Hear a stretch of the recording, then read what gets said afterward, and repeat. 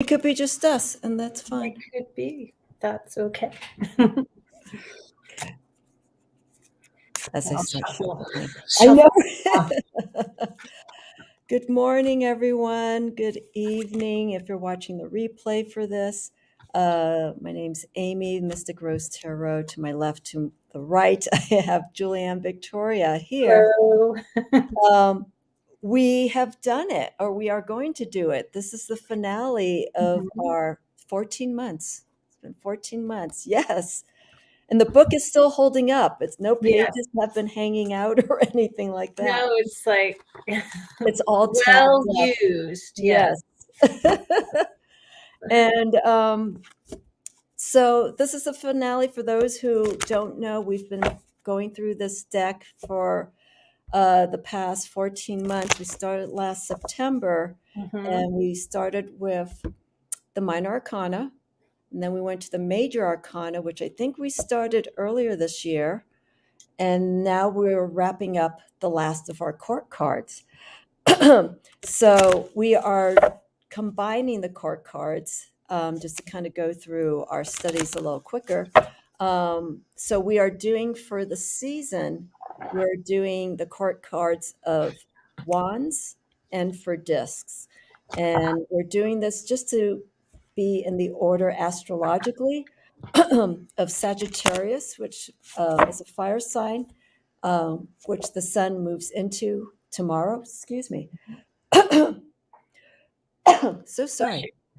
Thank you. And then Capricorn, our last earth sign for the physical year of 2021. So that's why we're doing the wands and the discs, just to go in that order of the last two signs of this year. So we're going to take an astrological perspective where Julianne Victoria is very versed in. And so, hi, B, how are you? Hey, B. Deborah, hi, how are you? Oh, I don't have the comments up. There we go. Hi, B. Hi, Deborah. Yay. So, Julianne focuses more on the astrological and sometimes the historical aspect of the cards that we've been studying. And for me, I just put in some additional insight, but I take it more from a spiritual side. I throw in a little bit of astrology, but that's more in Julianne's court. I leave it to her to really go into the nuances of the personalities and the elements and the alchemical aspects of these cards. Then at the end, we have 8 cards that we're going to go through. We are going to do a year ahead reading.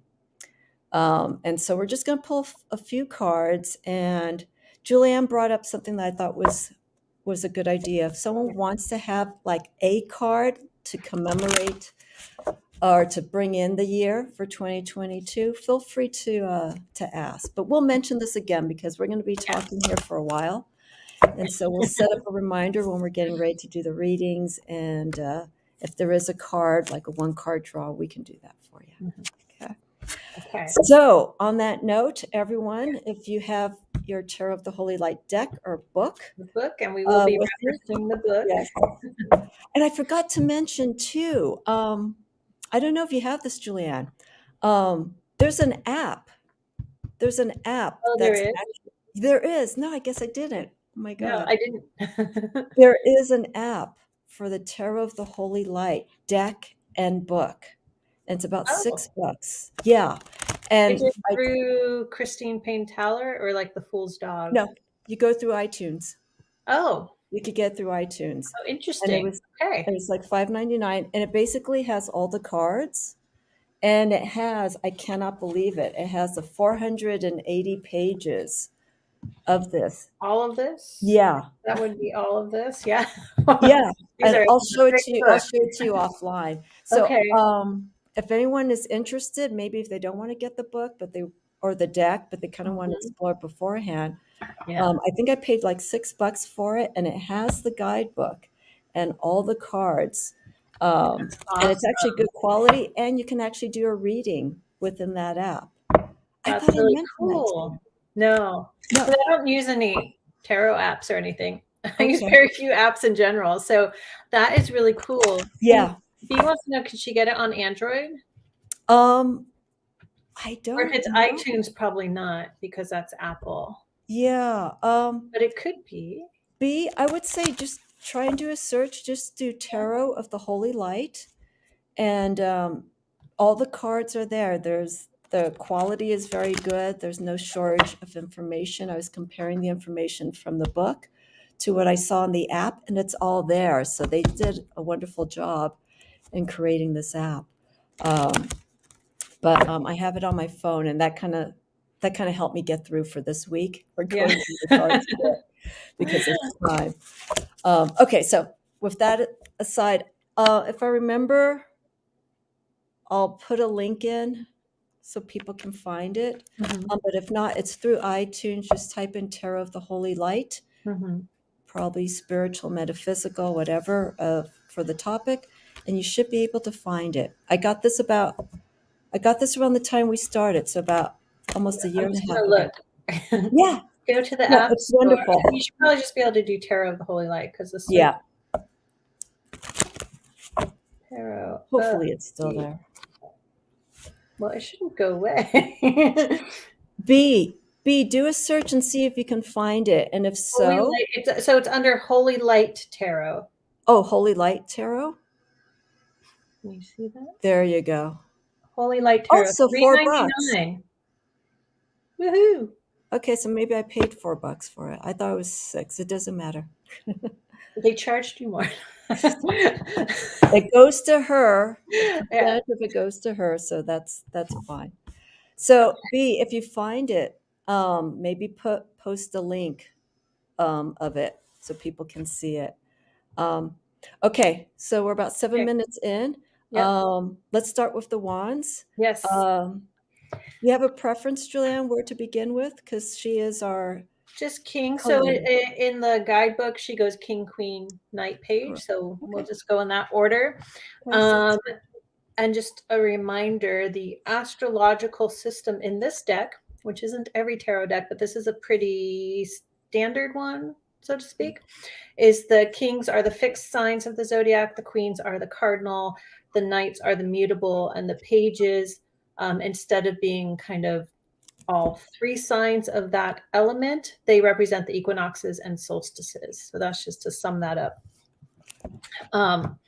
Alrighty. So we're starting with the King of Wands. Yes. Of course, he's represented by the fixed sign of Leo. And the creator, Christine Payne Towler, she views the courts, and she states this specifically, as representing people and their personalities. And not much of anything else. But of course, you know, how you use your deck is up to you. You can definitely use these as archetypal energies and so on. So King of Wands, Leonine energy. The sun rules Leo in astrology. And this king, the way he's described in the guidebook, is very like godly like. If you know, the sun as a symbol for God, or just, you know, I'm so great. I'm great and powerful. And she talks about how his aura is lit up, haloed by the rainbow bearing the 72 names of God, which are the 72 Shem angels, which are actually names of God. The Shem Ha Maharash. I always want to say Maharash, but they're manifested as angels. And so it's sort of like this king encompasses everything, right? He encompasses it all. And you can see like the halo around his head is all those. I was going to point. You can't see it's all the angels. All the names of God surrounding him. It's like the Leo king is the God, you know, the all powerful God. And she talks about like how he has the king's touch. And I wrote in my notes, oh, like Midas, but she refers to the King of Pentacles or discs later on as Midas too. And as I was like reading through this, I definitely saw this as an archetype. She says the King of Wands also resembles the classic hero of myth and legend. And that's a strong archetypal energy. The King of Wands is constantly being petitioned to lend energy to new adventures. And he is a very difficult person to say no to and make it stick. So a lot of charisma, a lot of power, a lot of influence upon people. I mean, he shines like the sun, right? He's like kind of presents himself as like all powerful, so very charismatic. She does also equate him to Nebuchadnezzar.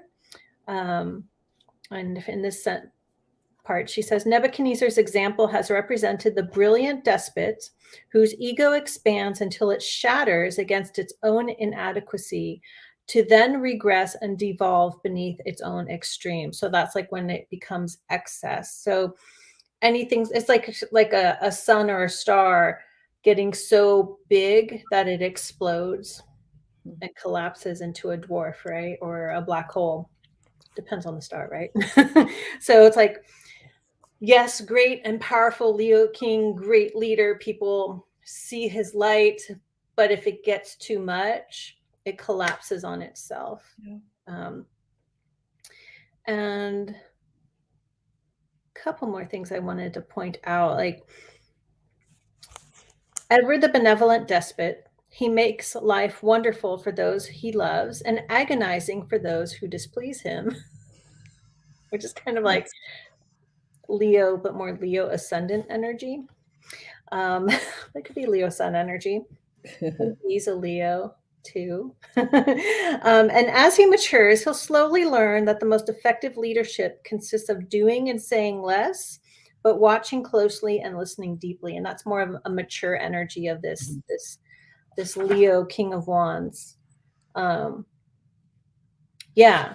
So bright, powerful, shining. Look at me. He can implode on himself, or he can mature and sit back and be a guiding light for others. Yeah.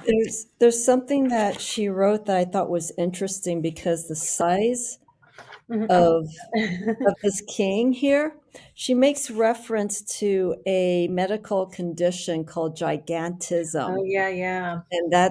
And that's just sort of the physical description that she put in place for the King of Wands, of showing the excess of energy and strength that that this individual can have, but also the deformities that come with it. She being Christine Payne Towler, goes into detail about the distortion of the body.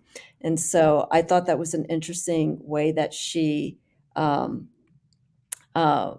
put this to explain the King of Wands. Yeah, like growing too much, getting too big. Yeah, it's like the body doesn't know how to stop growing. Itself. Yeah. Correct. Yeah. And so as you look at the ribs start caving in a little bit. On giants, not him. Yeah. There's a disproportion of the body, so that just goes to show where there's an imbalance, where you have too much of this energy of the king. It's good to have it. We all should embrace this kind of fiery energy and leadership and strength, but this is the result of excess, and when it's not being maintained, and when it's not being distributed, the energy is not being distributed in a way where it's probably being held more in the ego side.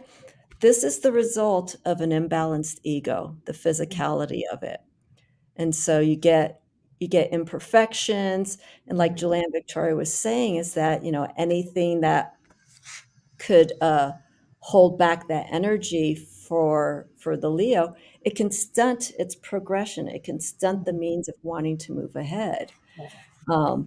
And even though it's going through that distortion, it's still growing. It's not really it's not taking the situation into perspective. It's not managing that energy properly. Right.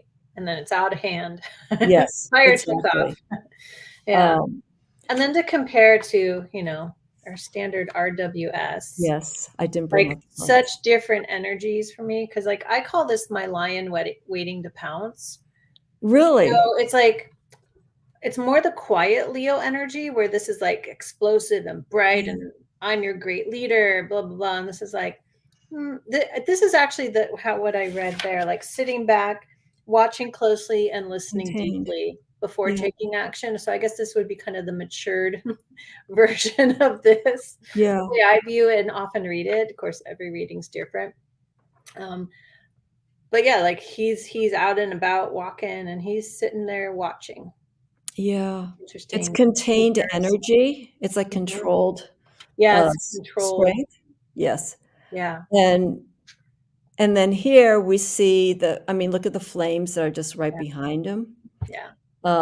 And there's growth in this card here. We see the flowers, Mhm. but there really isn't a lot. This is if you look at the environment of this card, there's just, it's flames. Mhm. The moon's at the bottom. We see a little bit of flourishing energy here, but Mhm. not much of anything else. Right. There's not really the abundance is showing, and like you're saying here, the halo, it's all around the Well, head. the focus is on him. He's the Yeah, sun. yeah, He's the center of the universe. yeah. I mean, he takes up also Which because of can be this. good, but it could be egomaniacal too. Correct. And it Right. takes up a large portion of the card when you look at it Mhm. too. Yeah. So So, very interesting. A different perspective of yeah. the King of Wands here for Leo. Okay, Very let's action oriented, yes. very movement. Let me see if there's anything else. We're going to try and go through this quickly Yeah. so we have time to We go say that through. every time, and it I know. takes 2 hours. We just have a lot to say. Yeah, and we wanna do the cards for you guys, so Yeah. Let's see. One last thing. The King of Wands is constantly being petitioned to lend energy to new adventures. One thing that was interesting too, Julianne, was that when I was Mhm. going through the fire signs here for the court cards, I Mhm. saw some I saw some interesting aspects where, like, I could see a little bit of Sagittarius in this Leo card with the excessive Yeah. energy, which I thought was kind of interesting. And I almost got a little confused. It's like, wow, is she bringing in subtly some other influences of the other signs in these cards? Well, because the Knight of Wands is then the Sagittarius court, and you could see that as the younger version of the king, Correct. We're right? seeing the growth, Yeah. the masculine energy. Yeah. Correct. Because he's charismatic too. Yes, in a different Okay, way. so our Queen of Wands, she is the cardinal sign of Aries, right? Uh, this Queen of Wands is a natural leader, an accomplished oriented type whose gift is to create teams and assign tasks. So she's like, yeah, she's the mother hen. She's like, okay, this is what we need to do. This is that. One of this queen's most endearing qualities is her gift for keeping her work fun. So she's not like a slave driver, but she's a great leader and organizer. So she brings in like that motherly queen energy with the empowerment, the powerful boss energy of a queen, even kingly energy. I kind of felt like. Yeah. Um, She's willing to make hard choices, including deciding who lives and who dies. In this sense, the Queen of Wands gives evidence of the fiercer attributes of Mother Nature, which I like. Like she has a harsh side to her. I wrote that down. She's harsh, but in a necessity way. Yes. Sometimes, like, There's a yeah, reason behind it.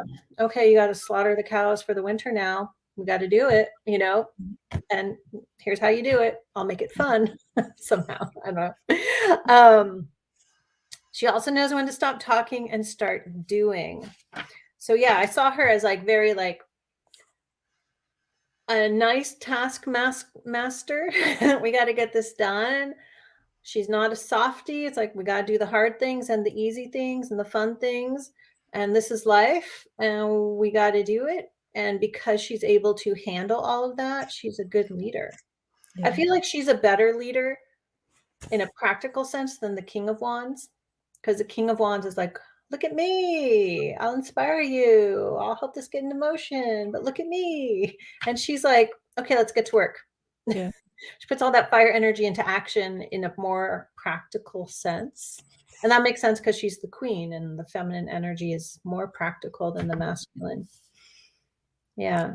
I feel like she's the feminine version of the emperor. Yeah. Yeah, I would agree with that. That's When I was how reading that this, felt it's just like. like Yeah. she has the feminine side of that emperor, Mm-hmm. which I thought was interesting. But Yeah. continue on. That's all I marked, actually. I Oh, was like, really? yeah, I wrote I wrote that she can be harsh, but in a good way. And I also like this part. This queen also doesn't care what anybody thinks of her.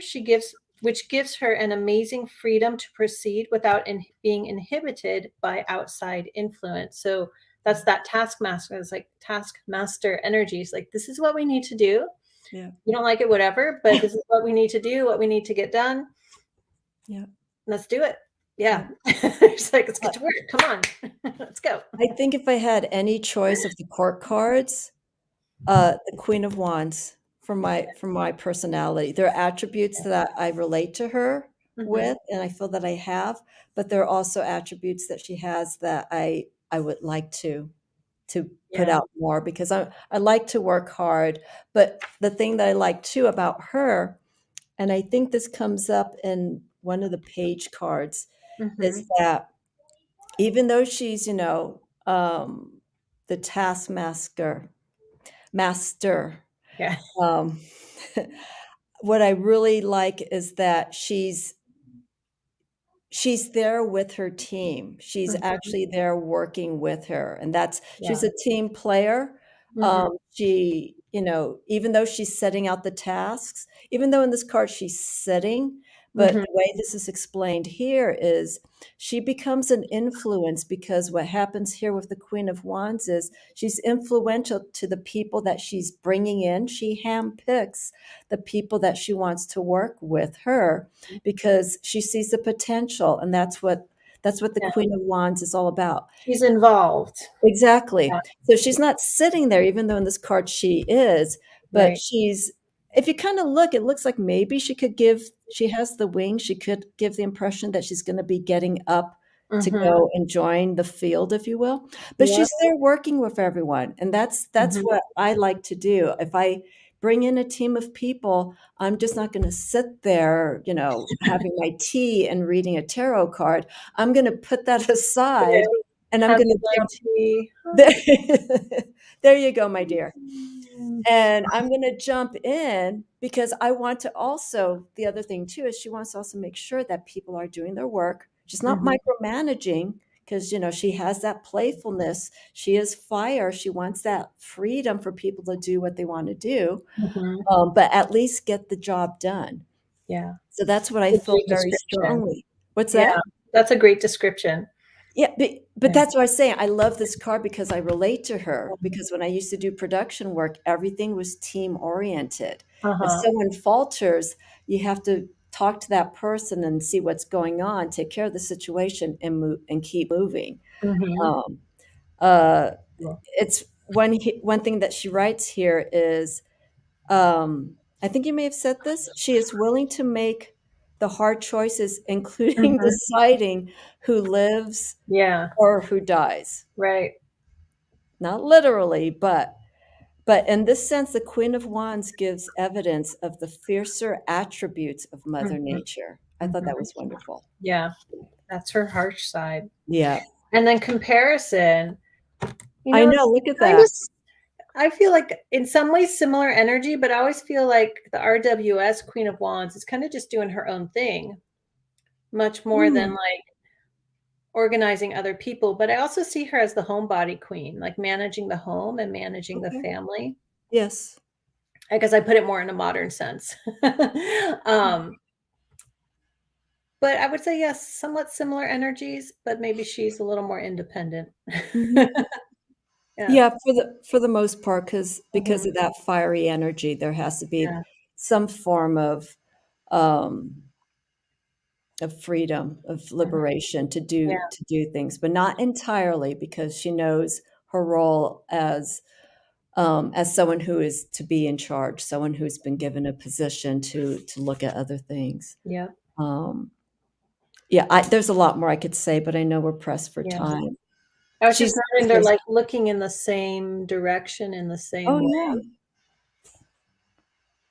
Interesting. She Like would they're that be looking, they're watching something. They're overseeing something. yeah. Yeah. And look at the environment too, Mm-hmm. behind her, the environment in this card here. Mm-hmm. Um, it's being maintained. It's nothing's barren. We're Mm-hmm. seeing, we're seeing that the water looks clear. Well, you got the green screen thing going on Gosh. though. You can't see the green in yours. So yeah, everything's kind of lush and growing, and Yeah. here it's all dry and barren. Yeah, the actions between both cards are completely different. Yeah. Are completely different. Mm. But they're sitting similarly. Interesting. Okay. Knights. That's the queen. Okay, Knight of Wands. So the knights are the mutable signs. So this is the Sagittarius card.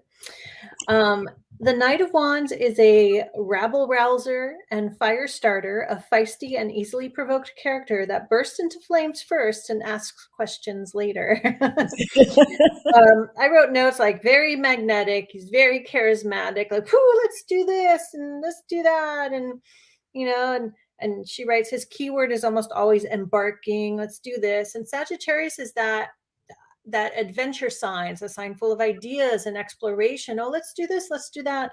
But this knight isn't really thinking about it at all first. It's more like, oh, I'm inspired to do this. Let's go do it. And then later, maybe regretting it. So it's a risk taker. And she writes, representing a mutable sign, this Knight of Wands has some of the shape-shifting androgynous qualities of his related trump, the Devil. And so I actually question marked that because I was like, Yeah. why is she saying that? I couldn't figure it out either. Oh, right, because in this deck, the Devil's Sagittarius, isn't it? Is it? I Yes, just it's shuffled not the deck, so no, I can't find it, Yeah, I but know, I can't find it now. we'll look at the That's why book. I just realized because I was like, "Oh, what?" And I forgot, like, because the associations Oh, are that's right, rearranged. because Yeah. Okay, now it all because makes back a sense. sign. This knight shows more than one face because his mood swings, well, that's mutable signs can be like that. Yes. His mood swings are so dynamic and wide-ranging.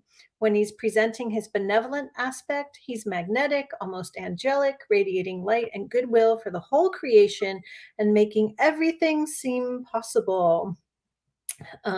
Like the magical and psychic youngest brother in the old fairy tales, our knight can find his way through the maze and save the princess when his older and more traditional brothers fail. In reversed, righteous indignation becomes boiling out unchecked, and his more temperamental side starts chewing up the landscape, setting it all on fire. Yeah. Um, Others feel that the sign of Sagittarius is burdened with an innate sense of specialness that is a handicap to simple shared equality. Hmm. Uh, so there's arrogance with him. But he's just like, he's a fiery tornado. Mhm. A fiery tornado gets other people going and inspired and stuff, but maybe not the best person to always follow along. Because of that mutability, Yeah, mutability and like, oh, I forgot could to change. think about it before I took Yeah. action. It sound it was a good idea at the time, but Yeah, at the sorry. moment. But Sorry, the boat sank. I yeah. forgot. But you can call him a trailblazer, literally. Yeah. Yeah. One thing that's that's opposite Mhm. of Leo for this card is that Leo has courage and strength, but what's different here is there's a fearlessness, there's a different kind of Mhm. energy. Um, the courage that comes from Leo comes from the heart. The fearlessness that comes with this card representing Sagittarius rules the hips, I think, Mhm. The the hips and hips and the thighs. thighs. So there's movement. Nothing's going to stop them. Well, if you think about it, think about their symbols. So you have the lion, and you think of Correct. lion behavior and lion symbolism. And Sagittarius is the centaur, so half man, half Yes, horse. And that's like, correct. the horse part is, hips down, this area of the body that Yes, Sagittarius rules. And centaurs were unruly. They because of that. they're not, they're not, considered good creatures, you know.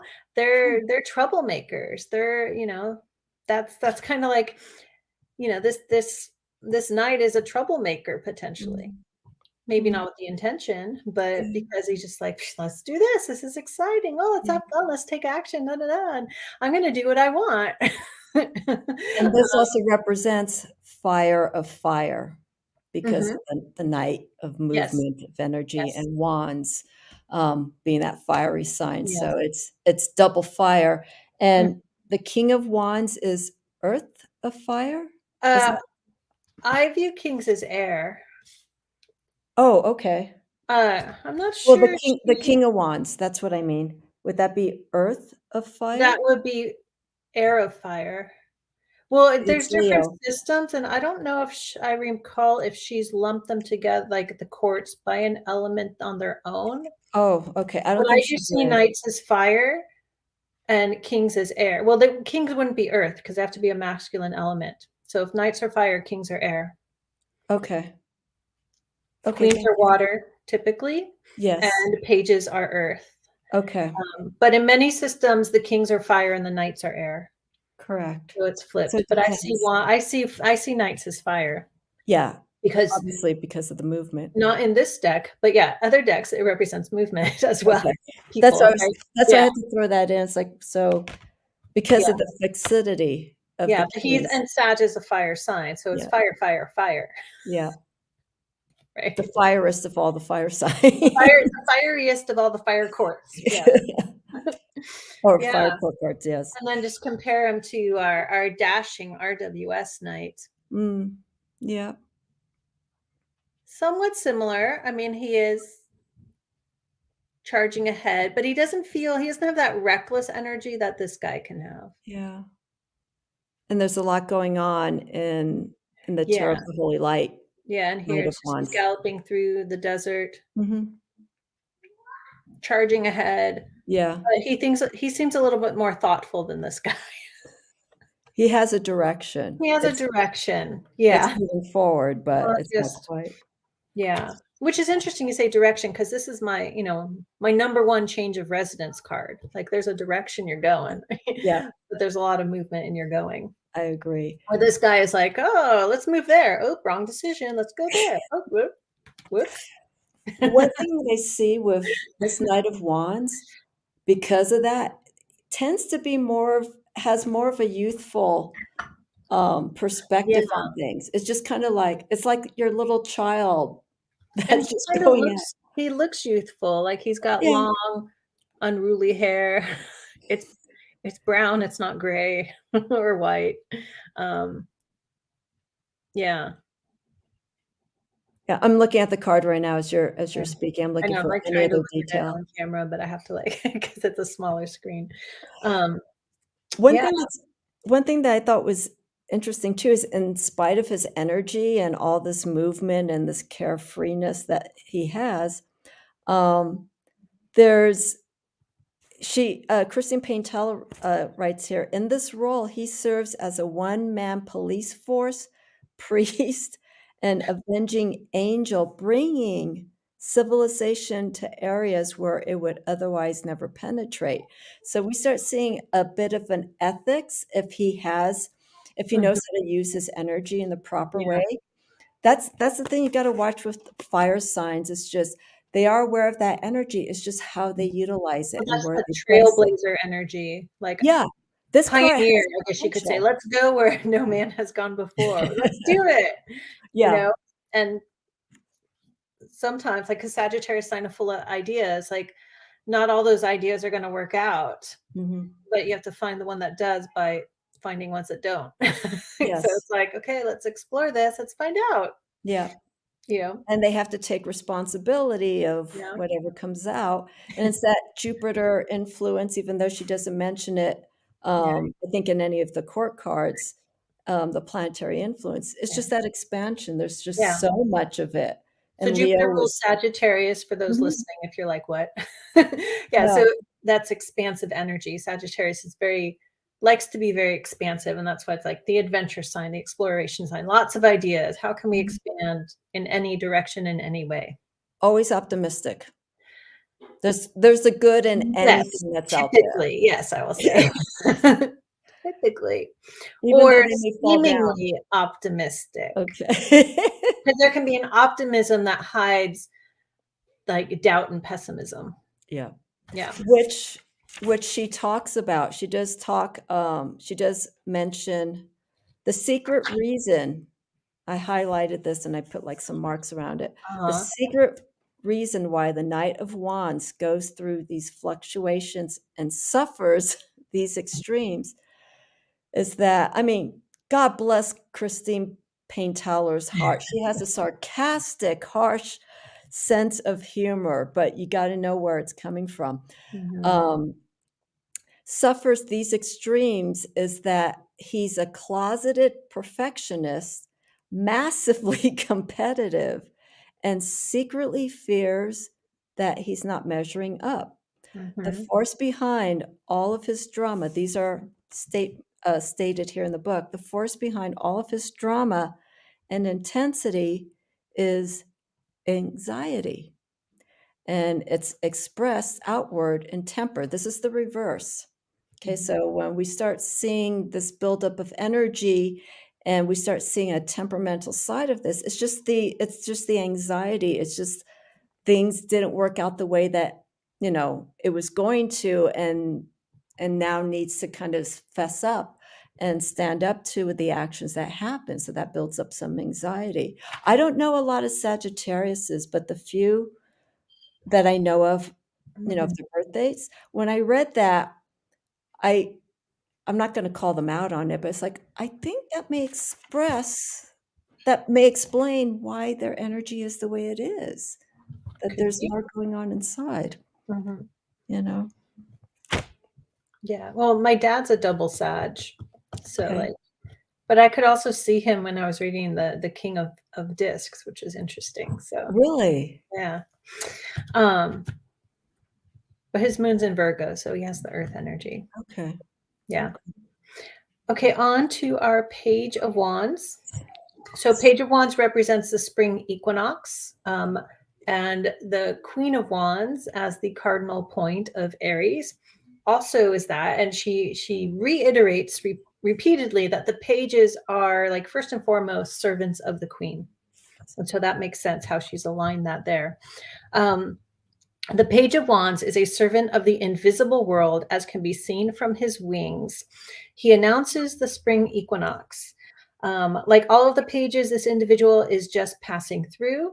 These functionaries of the Queen serve anonymously without expecting notoriety or special attention. Mhm. The pages make themselves visible at important times, announcing changes of scene, time, or overall focus. That just makes me think of a page popping in like a Shakespeare play or something. All the pages assume their stances and play their parts, willingly subsuming their individual wills in the process. Um, but in spite of that, freedom is such an important value in this universe that the page would rather do with less voluntarily than be trapped by the seductive wiles of luxury or wealth. So, very independent energy. And I love this last sentence on this chapter. He mostly keeps a low profile, but in truth, the Page of Wands is always a wild card. Well, things are wild in spring. Anything's going to grow. Yeah. Everything's like unfreezing or warming up if you don't live somewhere frozen. And it's sort of like wild what's going to come to life and take over, you know? Yeah. It's opening up the wild. So I like this this fiery page, just kind of like, okay, let's do this. Anything can happen. I'm open, but I'm free. Go with the flow of the queen. And this is, the really good taskmaster queen. So Mm. he's happy to follow her. He knows Yeah. it'll be fun. She'll take care of everything. She'll keep the knights in check for him, and and he's free to do what he needs to do and the announcements he needs to make. You Yeah. know what I thought was interesting, is I think this is the first time she's done it. In one of the court cards, there was a symbol, and we were trying to figure out if it was Mhm. alchemical. It was one of the other ones. Yes, Christine? correct. So she makes reference to it, and it's the Is that red rune under his outstretched hand oh, symbolizes nature's vital forces rising from under the earth to greet the longer days. It was either well, the it's not a codes. rune, it's not a Nordic rune, but she's calling it a rune Yeah. What as do a you think it general is? term for a symbol. What do you think it I'm not is? sure because, like, when I'm reading the book, because the pictures, so people can see the pictures in the book don't have Yeah. all the details, so it doesn't have that symbol on it. Yeah. So when I'm reading, I don't have the cards with me, and I'm like, "What is she talking about?" And I forgot to come back and check the cards. So thank you for bringing that up because I questioned that. Um, I mean, it sort of looks like a pseudo sun in Aries, like an Aries symbol on top of Oh, a sun, but I don't know. I still have not found it. I haven't searched since okay. the last time we talked about it though. But you reminded me about it because again, it's not Rune. in the picture in the book because that would have been digitally added after Yeah. this. Um, Like so the I deck don't was know. created first and Does the book came. anyone know exactly what this alchemical? Well, she calls it a rune, but it's not a Norse rune, not a unless it's some rare one. What this red symbol is, watching now or in the future, let us know in the comments. A Or modified find a link sigil? for us to look it up because I've looked at like alchemical symbol charts and Mhm. I'll do more research. Okay. See if Let I me can, know because I'm yeah, curious. Um, because that came up before, and I was like, I and one can, of the other cards, yeah, and it's just like, yeah. wait a second. It's Hey, hey Gerald. Gerald, how are you? B is not an indie deck. This deck is now, I think, 6 years old. Well, it's Um, indie though; it's not mass market, oh, sorry. so it is an indie deck. Yeah.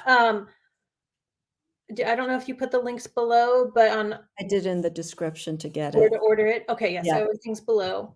Um, yeah. So it is indie.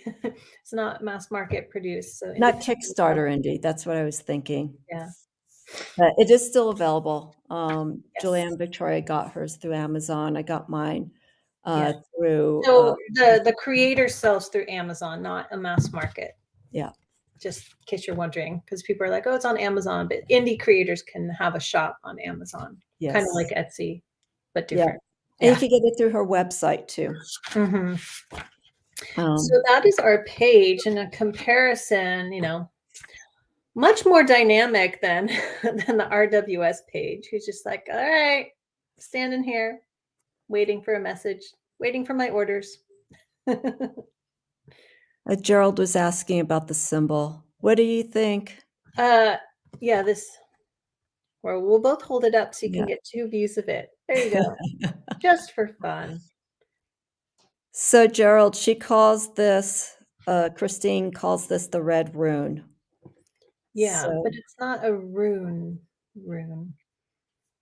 yeah, the only thing I But could she's think of. very good at replacing words. Like this, like they mean the same thing basically, but like she'll just pop it in. And if Yeah, you don't know what that is, you wouldn't know she's talking about the same thing, right? yeah. It's dense reading. So this is not like light, coffee table book flip through. Maybe for Julianne and I it is, but Actually, I would love, yeah, if I found this on someone's coffee table, I'd be like, cool. let's talk. Yeah, this is Um, great. Can I just sit on your couch and read this? Um, yeah, so if anyone can find that symbol, yeah. oh, um, I like to pull quotes from here because of the Mhm. way Christine Here's my writes about the Terror of the Holy Light. Again, she has a very and I mean this from the heart, Christine. If you ever catch these videos, I thank you, love Gerald. I love. Oh, yes, Okay, symbol books. excellent. Cool. Like just symbols? That's cool. Because like I have like a sorry, I interrupted you. I have a chart and then like look at charts online, but you have a book. Cool. Okay, sorry, Yeah, go on. let us know. Put it in the comments. Um, I love Christine's dark satirical humor. So when you read this, it may sound like she's being harsh towards some of the signs and whatnot, but she's connecting to the persona and the experience that she's understanding with these individual court cards and even through the major arcana.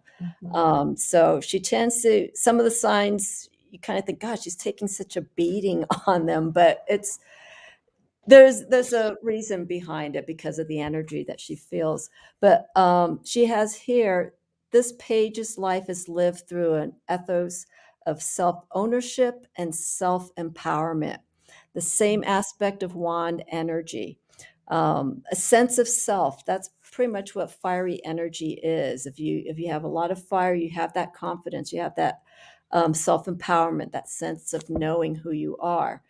And it's under these terms that he, the Page of Wands, undertakes the service to the Queen. He's also a card.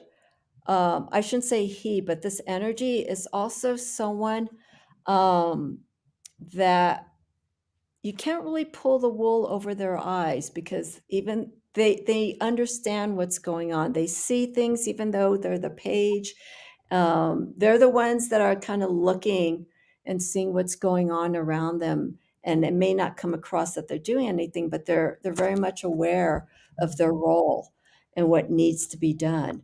That makes me think of Shakespeare plays more too. There's always that character like who always knows what's going on. It's the page and like watching, and it pops out and says something and goes away. It's like, aha. The page's true leader and commander seems to be synonymous with his invisible higher power. And I think that's something that the page eventually discovers as that energy transfers into Sagittarius, the sense of power that Sagittarius feels in that role, and also the sense of power that Leo feels, even though the power in both of those signs are utilized differently. Yeah. That's the common denominator that they have. It's how they use it, how it affects them, their ego, and how they share it out to other people. Yeah. Page of Well Wands. stated. Yeah. Okay, should we move on to discs? Yes. Okay, so Doing good on time. King of Discs, also known as coins or pentacles and other things. Okay, so kings are the fixed sign. So King of Discs is Taurus, the fixed sign of Taurus. Yay. The family of the King of Discs has deep roots in the land, being the country cousins of the other royals. And so it's very country farmer pastorally focused. Like these are the off-gridders of the courts. King of Discs is well educated in the ways of the world, but he actually prefers the rural seat to his ancestral home, to the court of the emperor. Living far out on the periphery of the region, as this king does, his people have never left the, and she does quotes, old ways. They still live within the ancient rhythm of lunar cycles. This King of Discs is the dedicated shepherd of his people. And his people expect him to read nature's signs like an ancient shaman and then lead accordingly. So he is very much that sort of nature, it's almost druidy like character. And she goes into things like he understands the underground and the mines, which is the earth, coins, discs, pentacles energy. But also how, like, because underground are the metals. And then she lists off the metals that are associated with the planets: gold with the sun, silver moon, quicksilver Mercury, also known as Mercury, right? Yeah. Copper Venus, iron Mars, tin Mercury, and lead Saturn. She doesn't say the planets there. I just added that in. So it's like connecting the inner underworld with the outer cosmological world. So he's like connects the two, which is somewhat Hierophant energy too. Yeah. And not in this deck, but in traditional tarot, the Hierophant is the Taurus card. What is he in this deck? Because she redoes it, and now I can't remember now that we've gone through it all. What Taurus is? What the Hierophant is? Wait, I'm just going to flip through really quick. Oh, I think it's Gemini. Is he Taurus still? Yeah, he is still Taurus in this deck. But no, Yes. he's Aries. He's Aries in this deck, but traditionally Taurus. But it still gives me that. This is the thing when like there's something that matches up with the traditional system and then her system is like off. And I'm like, but that makes sense. Things to reconcile when you work with decks with redone systems, right? Yeah, so he's very connected to the land, the people, the underworld, what grows from death, you can say, but also that which is above because it influences the physical world. Yeah. So here it says he loves building businesses with family and friends. For this reason, his enterprises grow organically, just as families do. In fact, all of his businesses are family values enterprises, and he counts the health and prosperity of his workers as one of his products. This king's reputation is solid.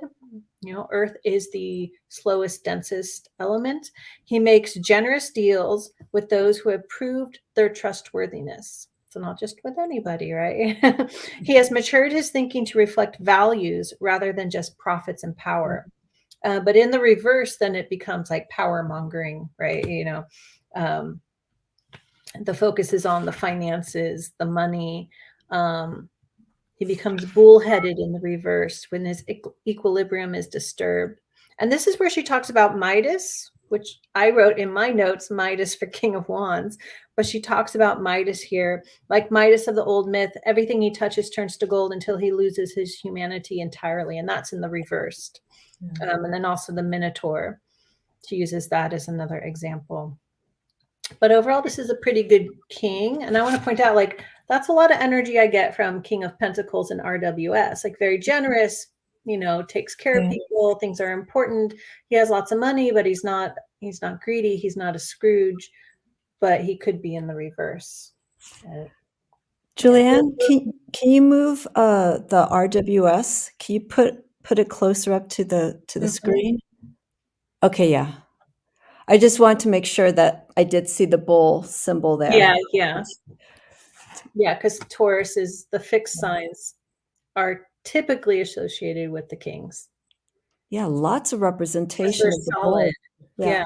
They're like Foundation. have like they've gone through the the learning phase of knight or princehood, right? Let's see the bull here. No, there's the Falcon. Yeah. That he is overtaking. She writes here, the king's reputation is solid, and he makes generous deals with those who have proved their trustworthiness. That's something that for a lot of Tauruses, trust is very important. They really have to, you know, understand and know that person to really bequeath anything to them, whether it's, you know, a job position or going to the store. Here's $5, go to the store. I'm going to trust you're going to come back with what I'm going to give you and not spend it on something else. And the thing too is, it's very Taurus is all about values. It's all about morals. It's even though it's known as a material sign, you know, they like to have comforts because it's ruled by Venus. They like to have nice things and whatnot. But I feel that influence isn't as important as it is the time, the energy that they've put into something, the belief that they've put into something, the trust that they've put into something. And when that gets taken away, Christine writes here, the spiritual tax is the karmic responsibility for taking care that the engine of the people's destiny does not founder. So wants to make sure that, you know, all this resources, all of this information that's being put out there that's going to be entrusted to these people, that that they're going to utilize it and put it into their best interest. Don't take advantage of a Taurus. That's all I'm going to say. Don't take advantage of a Taurus because of that trust. Taurus. Thank you. Thank you. But we're picky. We're picky for a certain Bye, reason. Gerald. Bye. Okay, that sounds good. Good. Have fun with the writing. Okay. But yeah, there's a reason why there is that, because the stubbornness is coming from that belief, from that trust. And so, and fixed signs tend to require a lot of trust and loyalty because they are so themselves. yeah.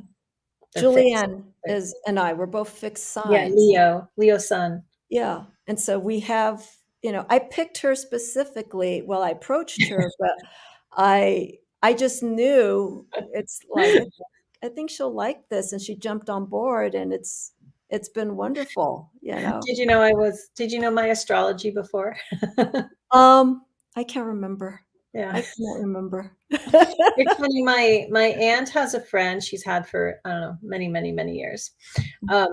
And when she first met her, she asked for my aunt's astrology. She looks at everyone's chart before she decides to become a friend, which is actually, that's one way to, to look at it. Yeah. Unless it goes against her, because, then you see Yeah. the sun, moon, and the rising, but then we find out there are all these other things going on in the chart that could override those. I don't know if that's Yeah, I don't impossible. know. But I think my aunt was in her 30s then, and they're still friends, and she's 80 now. She's like, I guess I checked out okay. You never know. Okay. Queen of Discs. So cardinal sign. So Earth cardinal sign, which is Capricorn. Let me get this. Queen of Discs is very practical. Queen of Discs is endowed with enormous good sense and problem-solving energy. She likes to watch, learn, and collect practical wisdom that the whole realm can benefit from. Her people use her as a sounding board because she's solid, and she makes her counsel available to every level of the castle community equally.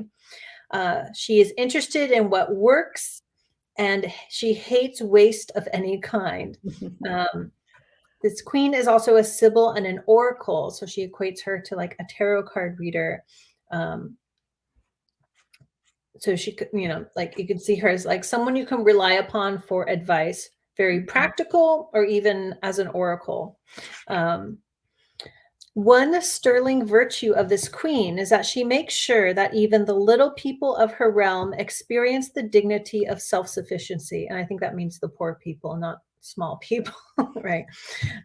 Everyone who comes in contact with her feels enriched by the obvious enjoyment she has in cultivating her realm, both its resources and its people. So she's sort of like the even more practical version of the Queen of Wands, it felt like. Yeah. She's just taking care of everything. Oh, you're already there. Her cultural generosity goes a long way towards making up for her occasional chauvinism. This queen, and she says 10 off in all caps, fosters a climate of entrepreneurial opportunity in which all are encouraged to develop their skills and further themselves, no matter how humble their start. She's an earthly reflection of Sophia, which is interesting to read that because she talks about Sophia so much through the majors, and then been somewhat quiet. But she is an earthly reflection of the Sophia principle, meaning that she has insight into divine design, which is where some of her oracle capabilities come from. She can help people find their places within the long cycles of the planets and stars. So she's an astrologer too. She has a special gift for translating the cosmic plan into terms her subjects can understand, allowing them to find stability and even thrive within the preordained shapes of their individual fates. And I really like the last part again here. She writes, this Capricorn queen wastes no time with losers. No time for losers. Get to work. Yeah. It's in the stars. Do it. Would you say who's the most traditional of the court card? Well, of the Earth cards, would she be considered the most traditional, or would we see it more as the king is very king? traditional? Yeah. the discs and the pentacles. Yeah. But then we have Capricorn, which is also, they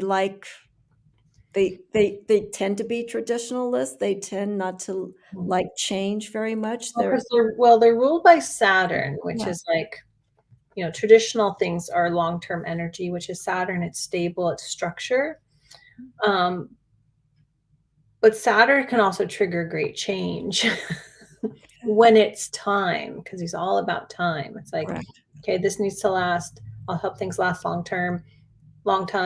Great. But when its time is done, Saturn can tear it down. Mm-hmm. So she has that energy, right? Mm-hmm. Yeah, but she's very stable and practical and kind of work orientated. Again, she feels like a more earthy, grounded version of that Queen of Wands. Yeah. And also, let's get to work. The taskmaster. Let's keep things going. So a great queen would be someone who a queen that's both wands and discs energy. Yeah, I think what's different here, because of the grounding nature, the earth influence of this card for Capricorn versus the Queen of Wands. I mentioned the Queen of Wands, even though she's giving out what needs to be done, and the Queen of Wands is there with the people that she brought in. The Queen of Discs is still challenging these individuals to reach their best potential, but she's doing it from a place, from a distance. She's not in there. You can sort of, actually, if you really look at the clothing, the Queen of Wands, it's very basic. It's just, I know it looks kind of flowy and whatnot, but look at we have the red color for the Queen of Discs. She's wearing, well, they're both wearing crowns, but somehow the energy of the Queen of Discs holds more of a royalty proudness, I feel, as opposed to the Queen of Wands. It's green. It looks almost like, it could be like a work garb, a work dress for the Queen of Wands. And she's like the Queen of Discs. She's in the air, which is interesting. I did not even notice that because of the background. Yeah. I never even consider that, because there's just so much going on in the Queen of Discs. You have a troll. Okay, thank you. Mm-hmm. Got it. Thank you. That kind of distracted me, but yeah. I was going to say, where's the troll? I'm like, where is it? What do I say here? Yeah, and I think it's because of that Sophia energy, because divine wisdom, and then it's sort of like the orbs in the sky, and she's connected to that. Well, I guess it's like the king. He's very earthy and grounded, yet he's connected to the planetary motions. Yes. That's interesting. And in the last two cards, there's also transformation, which I caught wind of. Whoops. There we go. Queen. Yes. We have the shield, if you will. Mm-hmm. They're both the same for the king. Oh, yes. And then we're going to see a transition of what the Knight of Discs and Page of Discs are holding. I saw that last night. Yeah, their shield, their disc. Yeah. Yeah. There's something shifting, and we'll see that. Yes. Let's see here. I think we got it here. The environment I feel for the Queen of Discs that she enjoys working in is one that is of honesty, coming from herself and with the people that she's surrounding herself with. I know that's hard to maintain. You can see the Queen of Discs as maybe a CEO of a company. When I was reading the Queen of Discs, that's what kept coming into my mind, a woman who is of higher power. A CEO who's got tarot cards in her desk. Don't be surprised. Yeah. But her ethics are there. You know, when you see and we hear about women working in higher positions, it's not because a woman is there. She's there because there's a value, there's a moral value of her position being there. She wants to make a change. The environment that she likes. And sometimes this is where women come across as being, you know, whip crackers. They like hardworking. They're there to do business. Also entrepreneurial for Capricorn. And I do know quite a few Capricorns that have that side. They like to start different endeavors, or they find an endeavor and they really throw themselves into it. But what's beautiful with this card is the generosity. Most, you know, with the exception of quite a few CEOs, but there are some CEOs, some high business level people that remember to give back to society, or give back to their neighborhood, or anything like that, where they came from. You got to remember where your roots came from, where you started. So this is something that's very nice to see as a description of giving back, because of all the hard work and effort that was put into the project, the company. She's a good businesswoman. Yeah, thank you, businesswoman. Yes, businesswoman. Yeah. Okay, on to our knights. So Knight of Discs, our mutable earth sign of Virgo. Knight of Discs is the most peace-loving of the knights, the overseer of fertility and growth. Makes sense, all the earth energy. He likes to study the land. This knight might seem like a simple countryman, but he is just as quick-witted, sensitive, and canny as the deer in the forest and the eagles in their rookery. So you could say he really connects to the animals of nature as well. The Disc Knight is always focused on responding to nature and fulfilling her tasks, and the Queen and King's tasks too. He wants to accomplish tangible labors that will ensure the survival of the people and improve the usefulness of the land for future harvest. This knight is the most likely to strip off his armor and get dirty while laboring with his subjects.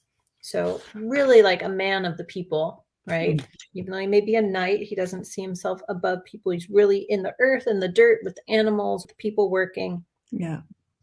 One can feel his stability and dedication. He is totally responsible and even somewhat predictable in his dedication to the cycles of nature. Warning, though, do not disappoint this person in practical matters. He has a long memory and can easily arrange things such that you'll never be allowed to waste his time and energy again. So don't waste his time. Don't mess with the Knight of Discs. Yeah. He's happy to help you out. You know, he's holding a shovel. He's ready to get down and dirty. But don't waste this time, because he's not going to bother with you and help you again. That's basically it. I think that's with almost all the earth signs, you know, it involves time and working with what we have. Don't come in and don't waste my physical time and energy. You know, it's like, come on, get to work. Yeah. And then, like, as you pointed out, you know, the shield or the disc they hold is a little different. She calls this a tetragrammaton, but it's not. That might have been a typo or a mistake. What do you think it is? Well, it's so a tetragrammaton is the triangle, and then it's like one dot two. It's like you can use the letters of Yahweh in it, using the 4 letters, the tetragrammaton within it. But there's none of that there, and it's 3 intersecting circles. Tetra means 4, so there's nothing 4 about it. I don't see Yahweh in there. It almost looks like it's German. Ich werde sein. Julianne, it kind of reminds me of the triquetra, if I'm pronouncing it properly. Yeah, but that's a 4 too. Quatra, right? But it's like 3. It's like a triplicate of Vesica Pisces and the building of the geometric rows.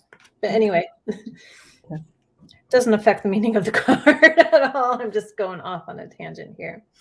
So this is just the very stable, very responsible, night, similar energy to RWS, strong, stable night.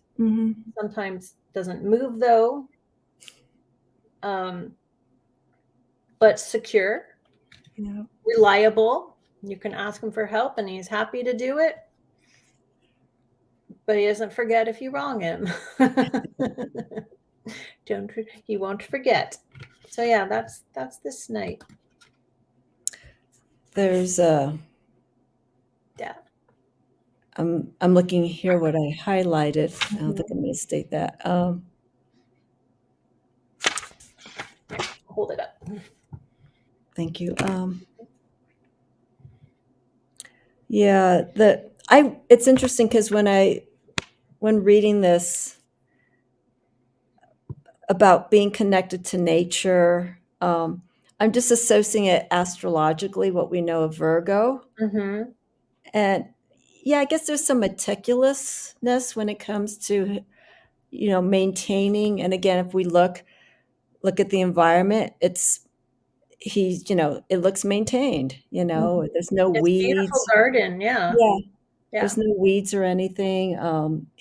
But it's always in a constant state. Virgo's mutable. So there's always that. There's always weeding and gardening and maintaining and stuff to do. And stuff to get done. That doesn't stop. Exactly. So if there's something that comes up, he doesn't procrastinate. This is this night of disc, this night of Virgo. They don't procrastinate. And also, I know I shouldn't throw this in. With Mercury, they're looking at all the interest. I cannot speak, Julianne Victoria, for the last 24.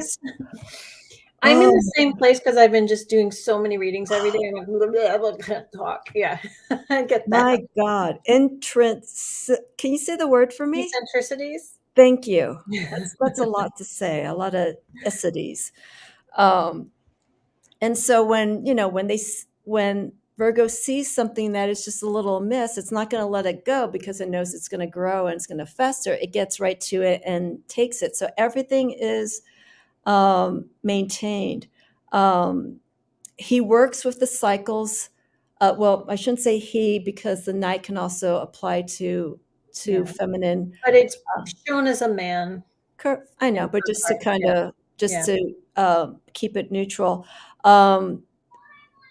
There is hi, mini me. You can hear her playing. Okay. It's very important for this particular card, the Knight of Discs, to remain connected to the changing cycles of the season. It goes with it. It doesn't change its pattern when it goes into the winter months. Less gardening work for this particular sign, but then when it comes to spring, when it goes through all the seasons, it's still other practical things to do in the winter to prepare, right? Yeah. Okay. Yeah. Yes. Out in the earth. So I'm just thinking about my environment here in the mountains. It's I'm shoveling. That would be, the Virgo, I guess. But it's doing a different stuff kind. Indoors. Indoors, correct. Yeah, doesn't have to be outdoors. Yeah, fixing the house. Practical stuff of life in general, right? The earth energy. Thank you, Julianne. He likes to do the chores. Yes. Yeah. The person you can rely on. Yeah. Just don't wrong him. So that's our Knight of Discs. And Kay points out he's noticing the tummy area, which is the area of Virgo rules. Yes. That's stomach, intestines. Correct. Okay, Page of Discs. Our last card. Yay! 14 months. We're doing really good. So Page of Discs is associated with the winter solstice, which is where the Queen, the cardinal sign of Capricorn, begins. So again, the pages work under the Queen. Appearing at the onset of the fourth quarter of the zodiac, the Page of Discs announces the introverted testing season of winter. And of course, this is all from Northern Hemisphere perspective. Flip it for anyone down under. It's summer. When he chants and beats on his shamanic drum, so that's brought in again, like it was with the king, the vibrations cut through his bright but chilly landscape and shake the spirits awake. Remembering that the 4 pages represent roles more than individuals, being markers for the changing of seasons, this winter page is the deliverer of natural consequences because it's winter solstice, the winter. This page declares that there is no more time to waste. One must act now, else lose the chance. So if you're not prepared for winter or whatever you need to prepare for, this page comes up, you better get prepared. This page has no attachment to results, as pages they have their freedom. Each page is a catalyst of the natural changes brought about by the seasonal state of the cycle that they represent. The disc page is the announcer of endings, right? The end of the year, the winter solstice, the shortest day, the longest night, and is the final scene of a play or opera. It's end of the year cycle. Perfect card to end on, actually. Yeah. As an ally of the queen, he is empowered to enact her will through any natural means available. And then she goes on and talks about him, and basically it's like he is a very good observer and then knows how to work the crowd or the whatever needs to be done. He observes, and is very, very good at acting upon whatever his observations are. He asks cogent, penetrating questions that invariably reveal the blind spots yet to be illuminated because he's observed where those blind spots are. He understands how to watch the odds and keep count of the moving pieces as the game goes on. And then she goes on to talk about how he's, the stone-faced gambler. Like, he's watching everything. He's got it down. And at the end, she says, he plays his cards so close to his vest, showing only the poker-faced and laconic temperament of the natural gambler. And that's just like a good example of how well he observes everything that's going on. He sees what's missing, what needs to be done, what can be done, what can't be done. And he reports it all back to the queen, and she will get whatever needs to be done. Yeah. So I like this page. He's a little scary looking. Yeah, that's him calling out. Calling out. It's the winter. The winter is coming. Julianne, it's almost sorry. I'm going to show you this really quick, but continue onward. And can this card be seen as a sexual card, especially with freedom and free will? It's not dynamic enough, I don't think. I don't feel that energy at all. No, I don't feel that energy at all. I mean, in a specific reading, of course, any card can play out in many ways, but I wouldn't say that, especially representing the winter solstice. If anything, it would represent a time of celibacy. Correct. Yeah. Going quiet in hibernation. If we looked at it from a sexual point of view. Yeah. No, I don't see that at all. And I almost like how, like, his face, the way he's screaming, it kind of makes me think like it's turning into a skeleton, like the winter. Well, not in a grotesque sort of way, but like I feel like it fits, and the dragon is like the Ouroboros, like unwinding and preparing for a new cycle, the new year that's to come. I'm going to show you something, Julianne, and I just saw this now. There's another symbol. It's that dark gray. I just saw it right now. It's just like, wow. It's gray to you. It's blue to me. A bluey gray. I'm leaning over to the light so I can look better. It's like a bluey gray. Yeah, it's like it almost looks like a Japanese gate with like a wind chime hanging down. Yeah, I don't know what that is. Hold it up really close. If anyone knows if that's a specific alchemical symbol, let us know in the comments below. I think that's the questions that we've been having regarding this deck. It's just the mysterious symbology. Yeah, some of the symbols she adds, the alchemical ones, we get, and of course the astrological ones. And then like some I figured out from a big chart I have, but like some I'm like, I'm not sure what that is. Wow. And I'm sure maybe I'll come across it now that I can move on to the second book. This is a second book for Tarot of the Holy Light. This one's really the guidebook, and then this goes deeper into obviously the esoteric traditions associated like, that she drew upon to create this deck and write the first guidebook. You mentioned something, and now it makes sense, Julianne. Yeah. Okay. I think this is the shamanic drum. I think this is the drum. And then I'm holding because you got your brick green screen going, so like you can't even see the dragon. Yeah, he's holding the drum. And it's almost like one of those drums you shake like this. Oh. Dong, dong, dong, dong, dong, dong, dong, oh yeah, I never saw that. I just thought the drum was just and he's just holding it. Because there's no staff. He's not. Yes, a shaker. Like it looks like, what are those called? I forget. Like I call it a shaker. Shaker drum. Dong, dong, dong. You know, it has the two strings with the thing. Yeah. Yeah. And we see the manifestation of that. You know, we see how it shifts. The King of Discs. We see it here. Maybe this is more alchemical. And the king, though, he's holding the beater for the drum. Oh. Right? He's got the beater. Look at that. Because it's not a staff, it's his beater. Okay. And the page. I didn't even see that. The page has a smaller drum, one that you hold with one hand in. I'm going to get one of them. And this, I feel, is the alchemical. I keep thinking alchemical because of him working with nature. Yeah, because he's got the shovel. You know, he's just out there in the dirt. And the queen, she doesn't quite need it because she's got the Eye of Sophia. Yes. And it actually says, it's interesting, Sophia is not etymologically connected to Ein Sof, but it says Ein Sof, but it's the Eye of Sophia because she's connected to Sophia. It's like a play on words. Yeah. Julianne, can I ask you really quick? I can't remember. What's this called? The orb with the cross. I know there's a name for it. It shows up, if you know. It's not coming off the top of my head. Okay. But it's a common symbol, and especially in religious art. Yeah.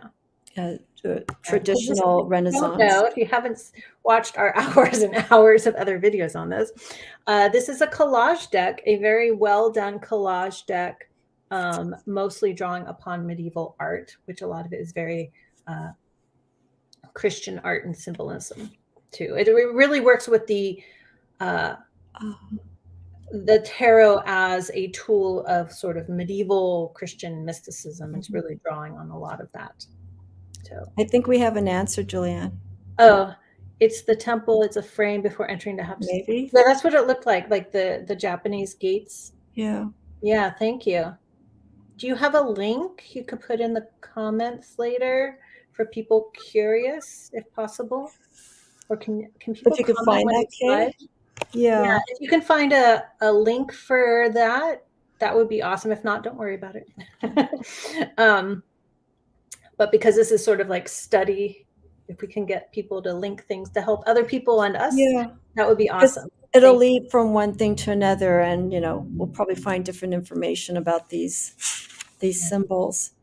So that is our page of discs. Way more like active than the RWS. Yes. Who's like, here's a letter with a check inside. So I always be like, here you go, here's the money. I think what's common here throughout the court cards in this deck is there is some form of action, whether it's coming specifically from the archetype that's being represented, that and or the environment. There is movement going on. It's very dynamic. Yeah. But they are meant specifically to represent people. Yeah. Or as she states, the pages rolls. Mm-hmm.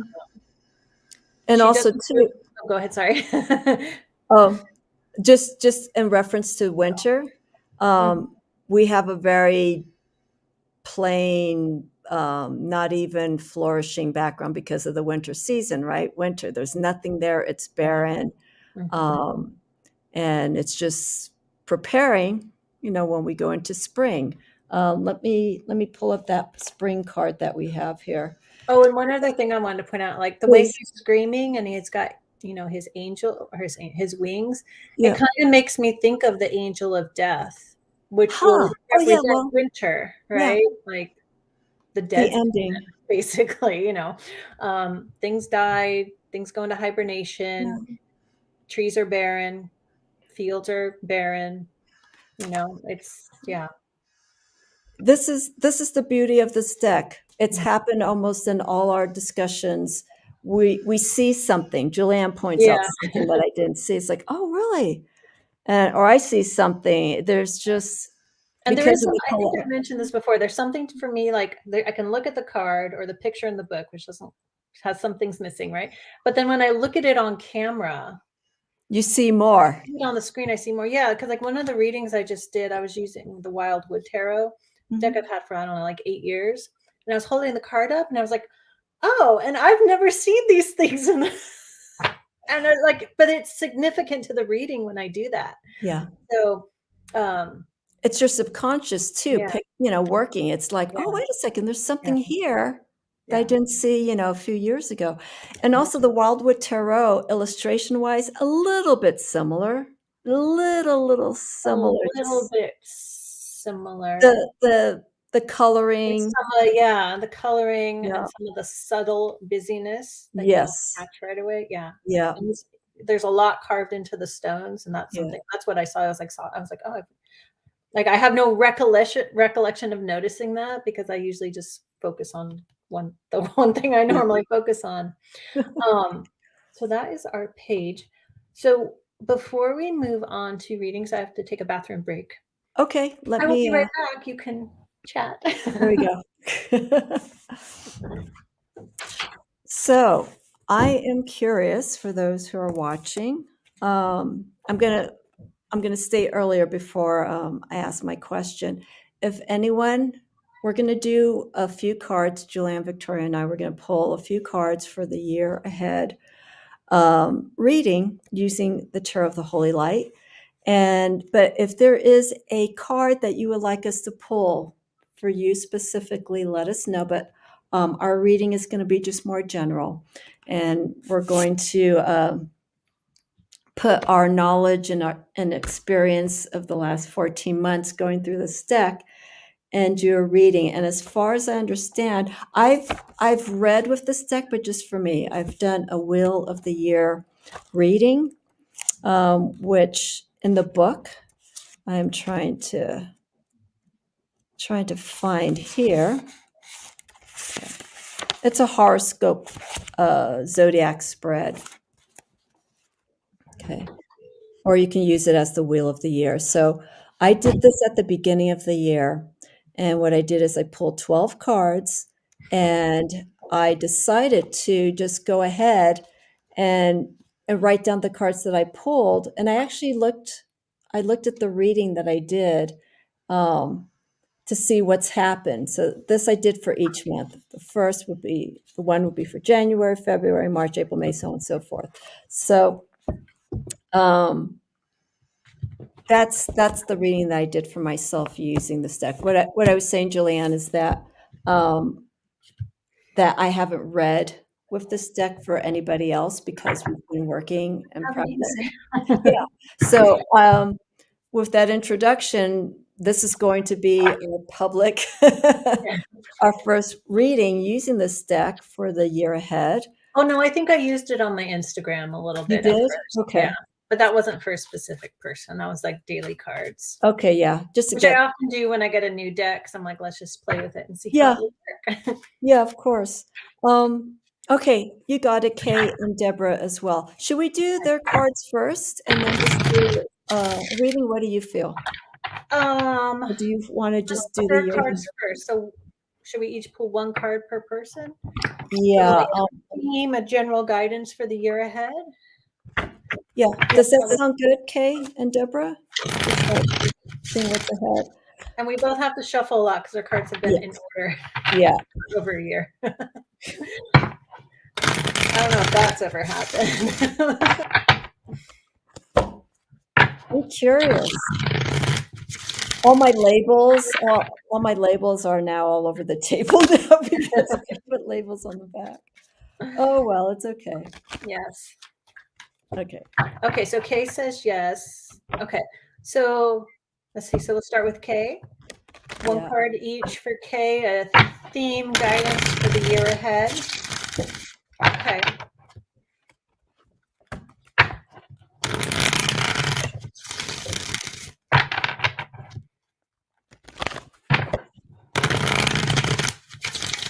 It shuffles nicely. Yeah, it's a good stock. For a larger deck, it shuffles nice. All right. Let me do 2 more, Julianne, because you got a head start. No problem.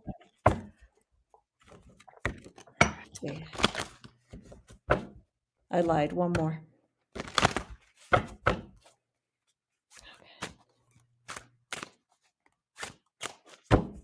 Okay. Okay. We're reading for Kay first or Deborah?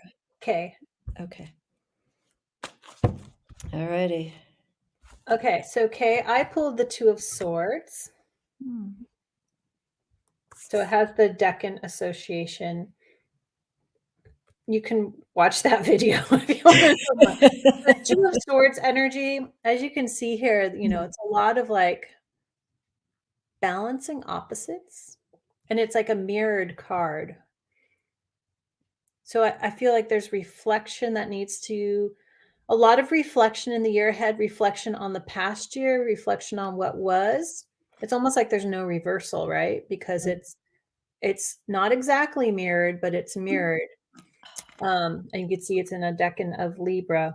That balance of what was versus what you want. I almost feel like this eye is closing and this eye is like, what do I want? What has been this past year, 2021? What do you want to bring in? And questioning, will that bring in the balance you seek? Anything you want to add? You don't have No. to. No, because you pulled the card, so Okay. I want you to speak on behalf of the card that you pulled. Okay. That's interesting because you pulled Libra, and we don't have to literally do the interpretation from the book, but this is just how it comes Right. to me, at least intuitively. The card that I got for you is Judgment. Oh, and they both are ruled by, so okay, Saturn rules this decan of Libra in this system. So I just want to point that out. No, that's double fine. Saturn energy. Yeah. So we're looking here with Judgment. Time to start looking within yourself and start addressing issues. What changes need to be made? This is a card, literally self-judgment, calling yourself out for next year. Next year, numerically, we're in a 6th year. That's going to be lovers, assigned to Gemini. So with this Judgment card. But not Gemini in this deck. No. But for the year, I'm focusing more on the year. Number 6. I didn't pull in that. this deck. Okay, I didn't pull the card. This is Judgment. Just pointing out. So, and yes, we have Saturn and Julianne Victoria's card and in this card. So we see a little bit of being more self-disciplined, maybe being a little bit harder on yourself and making these changes, letting go of some things that are not letting you move forward. Anything karmic as well, because we see here, we're seeing the calling of the angel here. It's like it's time to let go of this. What are some of these karmic past things that may be coming back? Let go. And it's wonderful because it is the new year. For me, the new year was Samhain, but for others, it's, the start of the new year. A great time to release, a great time to really start reflecting. We're going to hear a lot of that in readings as we get to the end of the year. Reflect, let go, let's move forward. And that should always be the case, no matter, if it is a tarot reading or not, always start emphasizing changes, what needs to be done, working within your circumstances and moving from it. Be a better sense of yourself, okay, for next year. Yeah. Just, really, really trust in yourself that any change that you're going to make and any issues that you're going to face it head on. Winter, good time. Okay. Yeah. We're within ourselves, where everything is becoming more reflective. We're moving more inward. More reason to really start answering these things that are speaking out. Okay, I'm gonna. Oh wow. Oh, okay. And that's like the Libra energy is Yes. partnerships. Yeah. What do you want? What is balance? Are you balanced within concerning partnership or any relationships, really? Yeah. Let's see here. Okay. Yeah. That's tension. Mhm. That's bodily tension that needs Yeah. to, and I know you know this, Kay, that needs to be worked with. Perfect. Yeah. Yeah. Very So you interesting. can use those 2 cards just for introductions, into the direction of how things could go. Should we hold them up together so Please, you can take a screenshot? if you like. Oops, sorry. Yeah. There we go. Let's see. Get them the same size. You can see Let it me all. move back. In. Yep. Face. Take a Yeah, screenshot. if you can. Or just remember Judgment, 2 of Swords. Yeah. Okay. And you can always come back to the video and come to just skip ahead. Find your spot. Okay, if you have a tarot deck, just pull out those 2 cards. Yeah. And you can put them on your altar, for guidance. Thank you, Kate. Okay, thank you. Deborah. Okay, your theme, guidance for the year ahead. And so for anyone else who's joining in, we won't do too many of these because we're going to do, Julianne and I are going to do a year ahead reading. But if someone would like to have us pull 1 card from the Tarot of the Holy Light to do a reading, we will. Okay. We could take 2 more. If no one else does a request, we'll just go ahead and do our year ahead reading.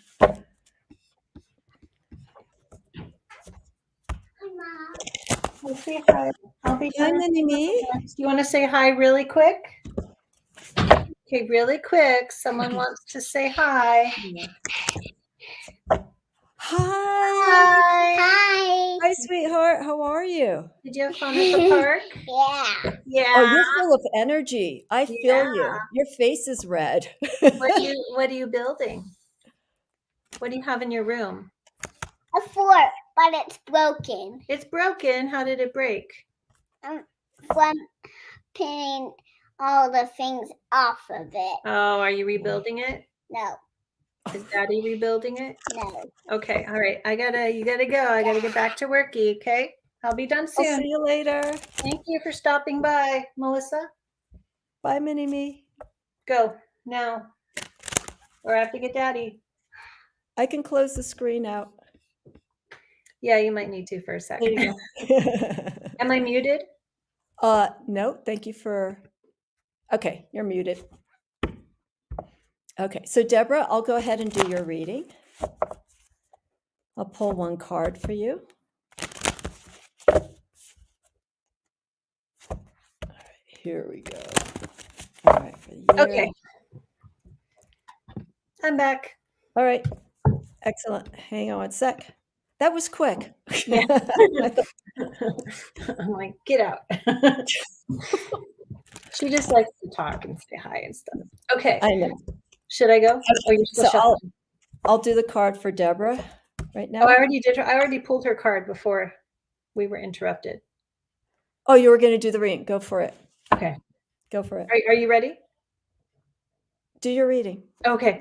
So Deborah, you got the 10 of Discs, an awesome card for the year ahead. Wow.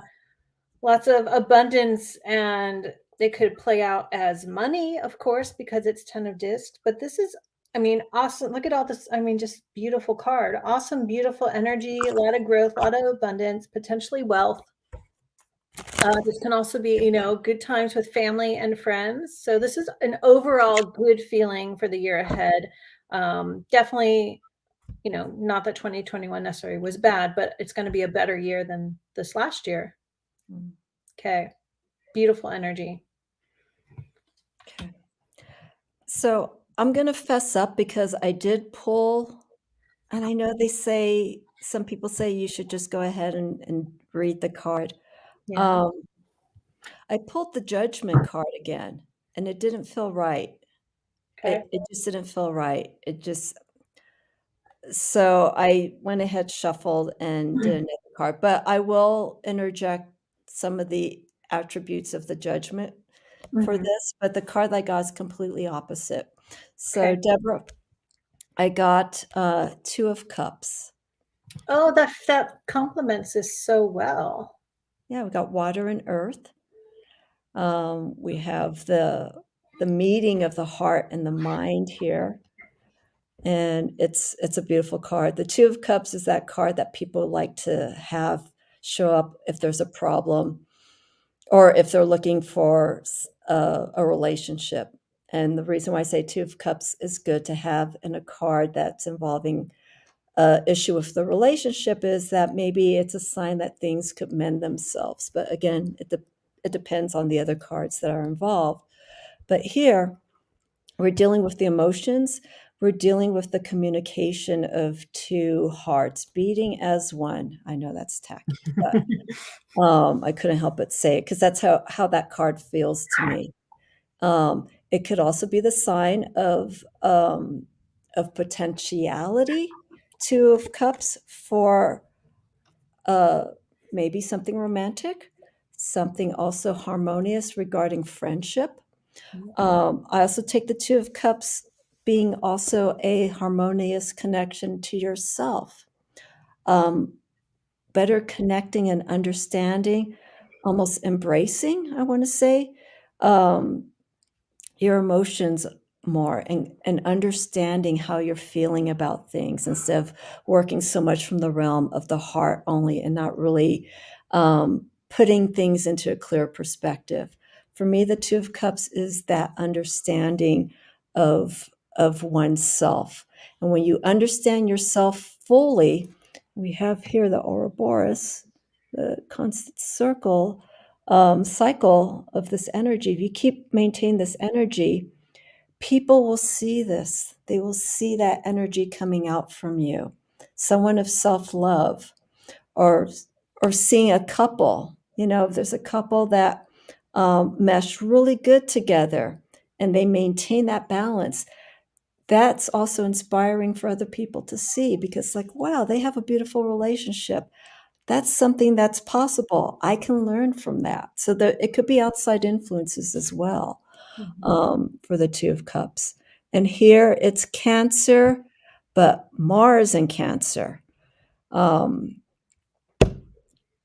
of pushing that energy in a different way because that's fiery, aggressive energy. And I think with this Mars, I'm not an astrologer, but with my understanding of Mars energy in Cancer, we don't really want to create too much of an emotional disturbance in something like this. It goes to show to be a little bit more expressive with that Cancerian energy of nurturing and whatnot, but you don't want to be overly excessive. We have 2 cups here, so 2 is creating that balance of energy. So that's how I feel with this reading for you, Deborah, for the 2 of Cups, balancing this energy, connecting the heart and the mind, but also self-love and expressing that out to people. Don't force it. You know, it comes naturally when you have that happiness within, that joy within.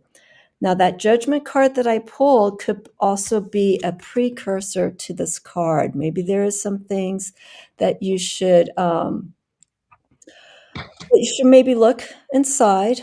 Maybe there's something that could be holding you back to experience this energy, experiencing the love that we would like to have more of, to be surrounded by, to experience. So maybe look within yourself with that Judgment card, to see where the repression could be coming and what needs to be let go of, so you could shine, resurrect yourself as a new person into 2022. So I feel overall self-love.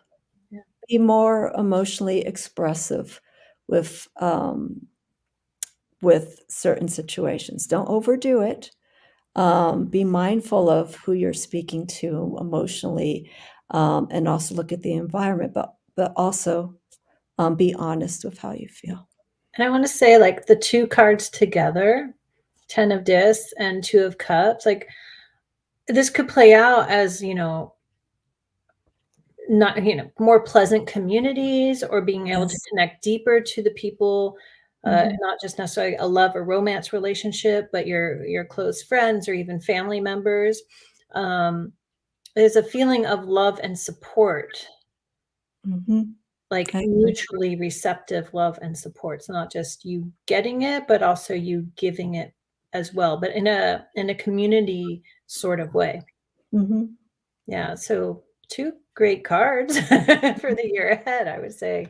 And Um, whatever you give out to community, because it's just that, Mhm. it's a conglomerate of people, it's a group of people who are like-minded. That energy constantly, here's again with the Ouroboros, we want to maintain that positive energy, the commonality that everyone is sharing. So if you can maintain um, that kind of similarity that everyone is expressing, then that makes the machine, that makes everything move harmoniously and move smoothly. Good Mhm. communication too. So I like Deborah's comments. Okay, let me see here. You said you've been doing a lot of growth in this area, lots of shadow work. This is like affirmation that your work to release lack mentality is working, because this is the opposite of lack. This is, Mhm. great abundance and wealth, Yeah. whether that's financial or friends or, whatever else you have going on in your life. It's definitely the opposite of it. So your shadow work and releasing that lack mentality you're on the right track. You're doing a good job. Keep it going. Yes, keep it up. Keep it going. So that was the 10 of discs, or 10 10 of of discs, pentacles. 10 of discs. And then mine was the 2 of cups. I just put the Mhm. card in. So if you Yeah, want to remember those decks, or those those cards. 2 cards, and judgment as a side, as a sidekick card, that's something that you can also throw in as well. Okay.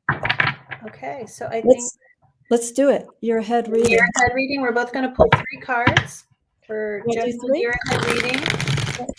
So whoever's watching, the whole world out there. This applies to all of you. All of you. I can't believe we went through this step. I I know. honestly cannot believe we did it. It's wonderful.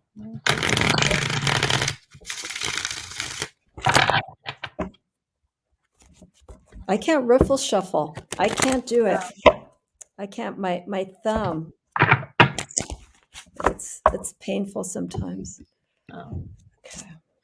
I mean,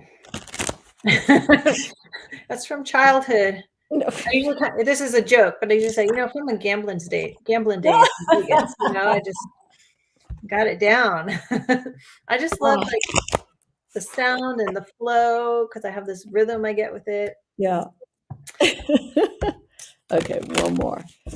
Okay, 3 cards, and I know how I'm going to do this reading. Okay. All right.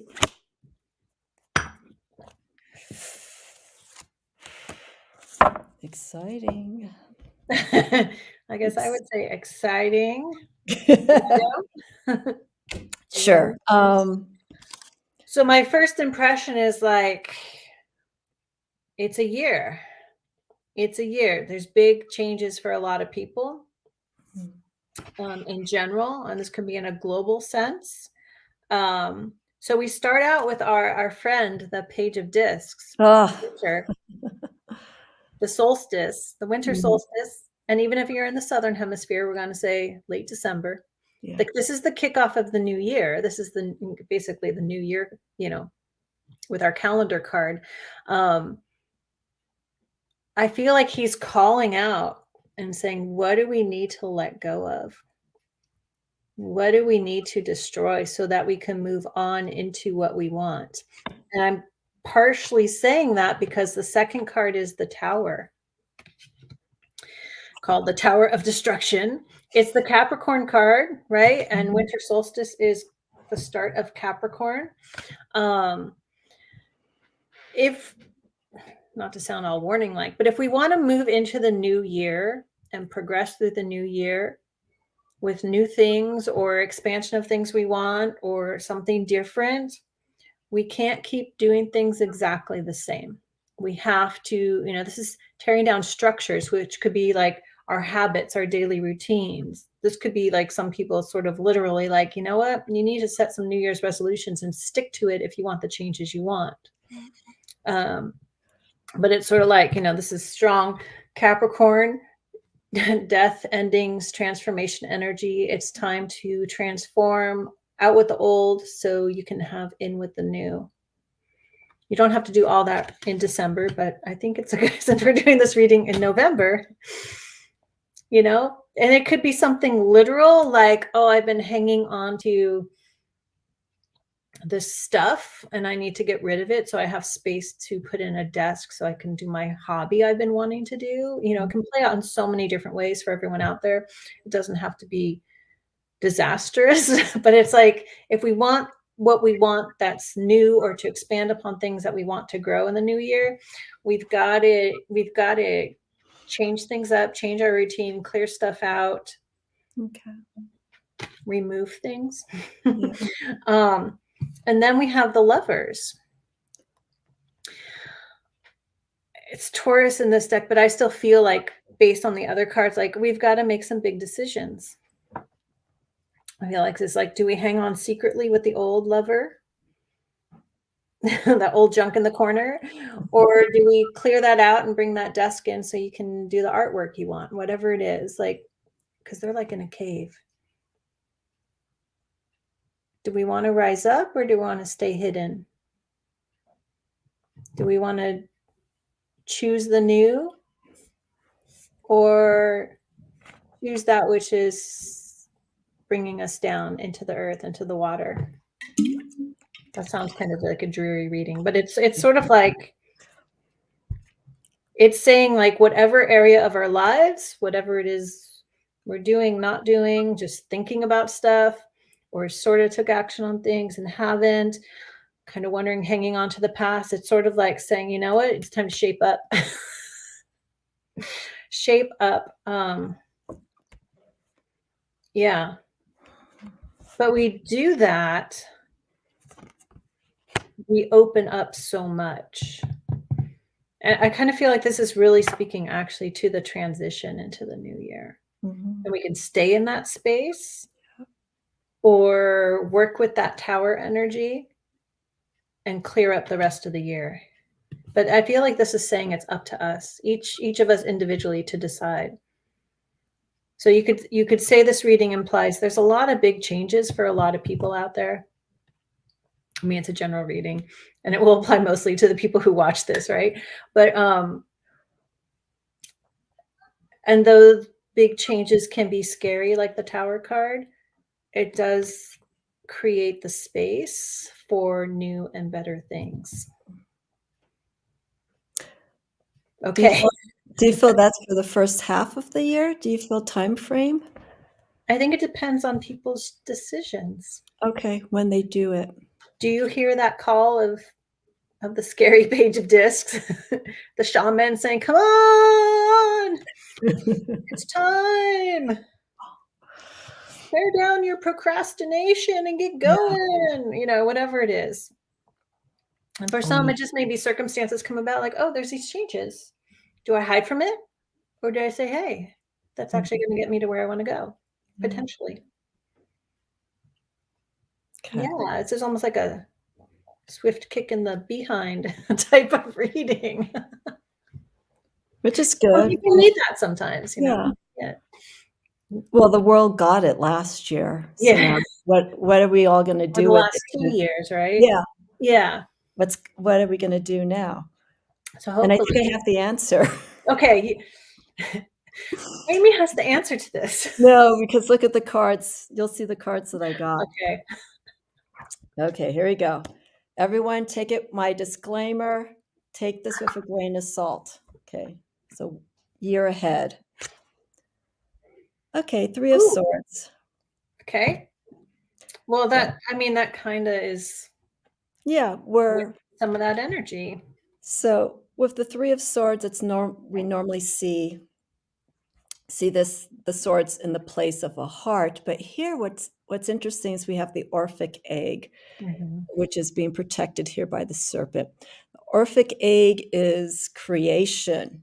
It's birth. It's the potential. But here we're seeing the swords is associated with the mind, thought, perceptions. This is showing that if we continue, or if anyone continues in this, and also we have growth, we're starting to see the growth, but it's not happening because we're dealing with fears. Got to let go of these fears, people. I'm sorry, I have to get on my soapbox for a moment because there's a lot of it going on right now. Okay, I'm reading the news in recent weeks. We got to move on from this, please. And that could be what Julianne's card. Yeah. Destroy your fear, like unreasonable fear, not like, hey, there's a car coming. Yeah. I'm going to step in front of it, right? Not a practical fear, but unreasonable, irrational fears, or self-doubt, things like that. Yeah, when there's no practical reason to feel it, right? The way that I see with this card, the Three of Swords, is this is literally a sign that if we keep continuing like this, we're holding ourselves back. Intellectually, we're not growing. I'm just going to hold it up because the green screen is taking out half the picture. Okay. It's like bricks instead. We're not maturing mentally. And I see that when I read things online. It's like, oh my God, people. This stunting of the maturity of the mind is not allowing us to reach our potential, where we have this the swords going into this egg, which is of the creation. The snake is the protector. It's the wisdom, okay? And it's also caught up. It's also caught up and entwined with the swords. There's a lot of challenging energy that's in this card, and it's self-perpetuating stuff that we're doing to ourselves. I've always been a proponent. Stop watching the media. I'm sorry, I know YouTube, social media. I'm not doing this to dissuade our channels and stuff, but start discerning what is good information, what is good, healthy information, what is real, what is needed to really allow us to understand and move on. Okay, I have to jump down from the soapbox because I'm going to keep going with it. So here's the other card that I got. And I'm serial about this because I want you to swallow because I don't want you to choke on your water. I got Seven of Swords. Ooh. Cut it out. Cut it out. Sorry, I don't mean to be animated. We got a similar message. Yeah, it's just shape up or ship out.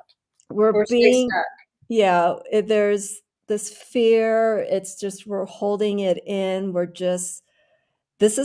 These two cards, the Three of Swords and Seven of Swords, are challenges that we're putting upon ourselves. Please, let's move on from this. You know, we're not setting a good example for other people, let alone ourselves. We need to acknowledge what's going on and be honest. Okay, this is the other thing. Swords is cutting down to the truth and getting down to the core of things. And look at this here. It's right in the eye. That really hurts. That hurts spiritually and physically. That's very painful. But spiritually, this is where it's coming from. Our perception is being blocked. And we need to start listening to ourselves and not listening so much to what we see, what's going on outside. I'm not saying to block out the news or anything like that. It's important, but just be more discerning when it comes to understanding what's out there. What do you think is real? What do you think is honest? And apply that to yourself. This card here, the Seven of Swords, is all about truth and facing our fears, honesty, what is real mentally, what we're perceiving.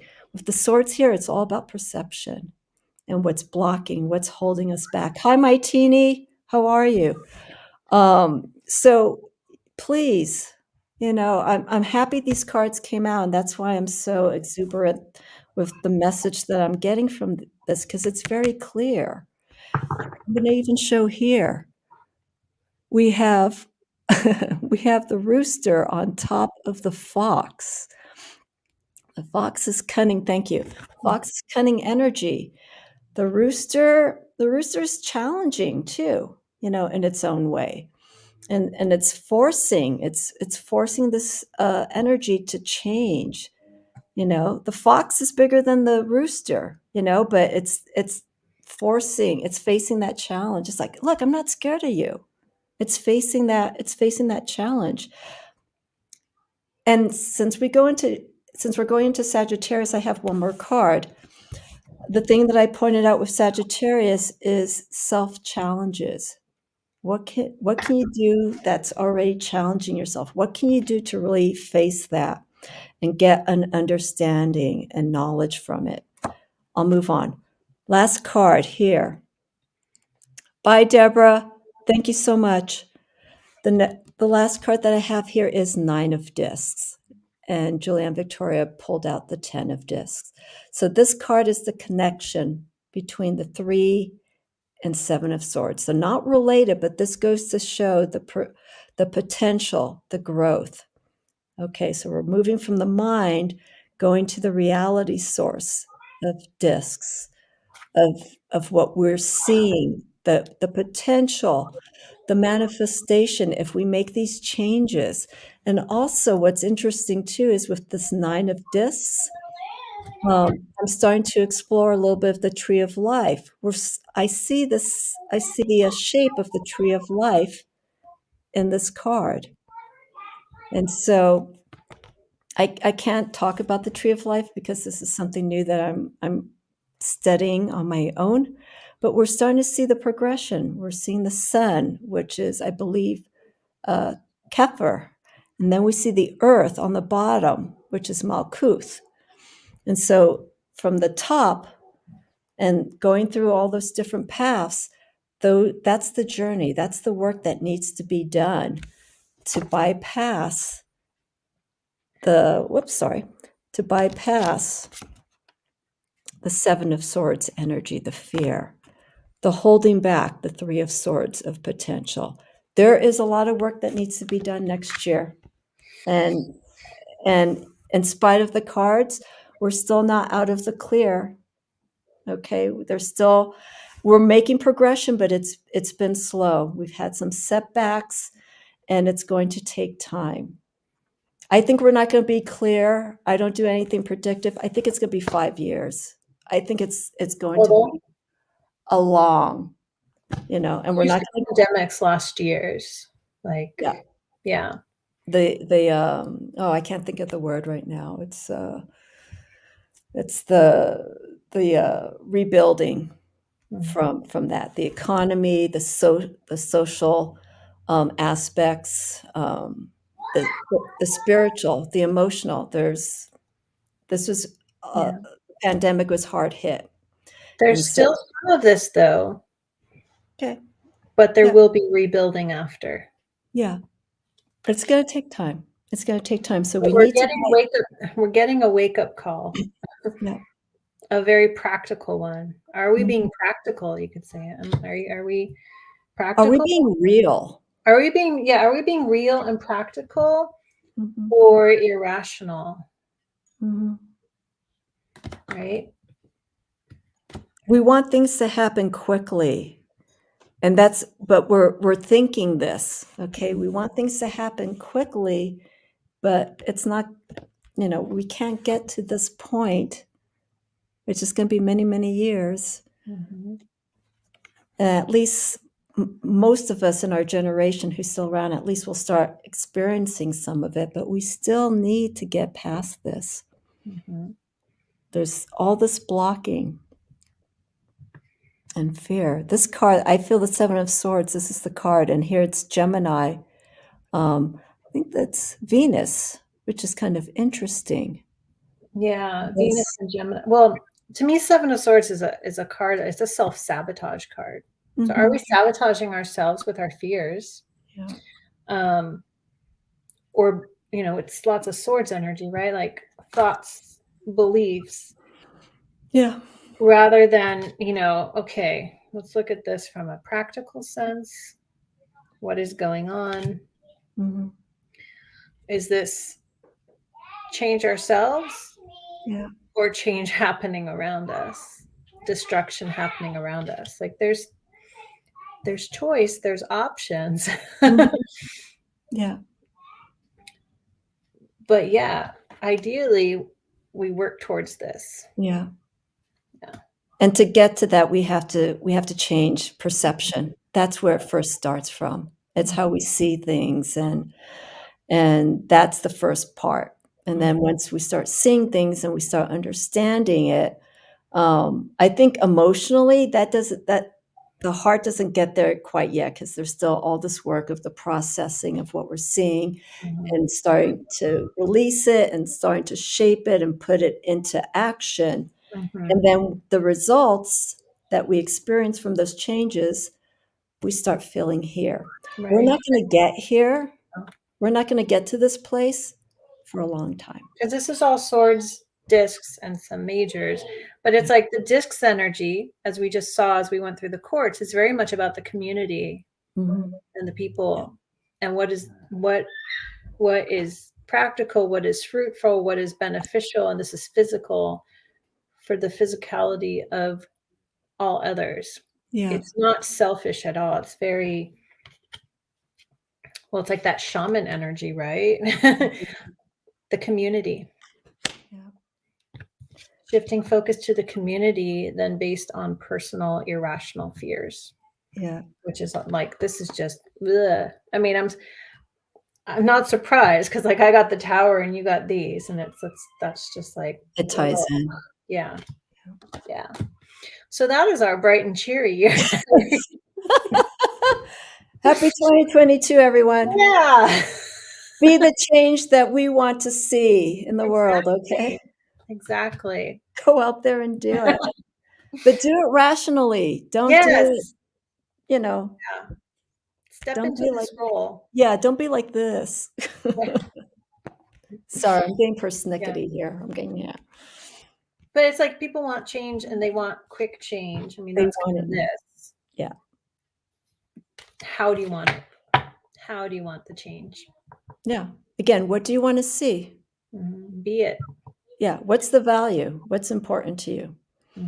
We live in this planet, so we are all responsible for every little thing. Hi, Jezebel. How are you? Hello. We're all responsible for everything that's happened.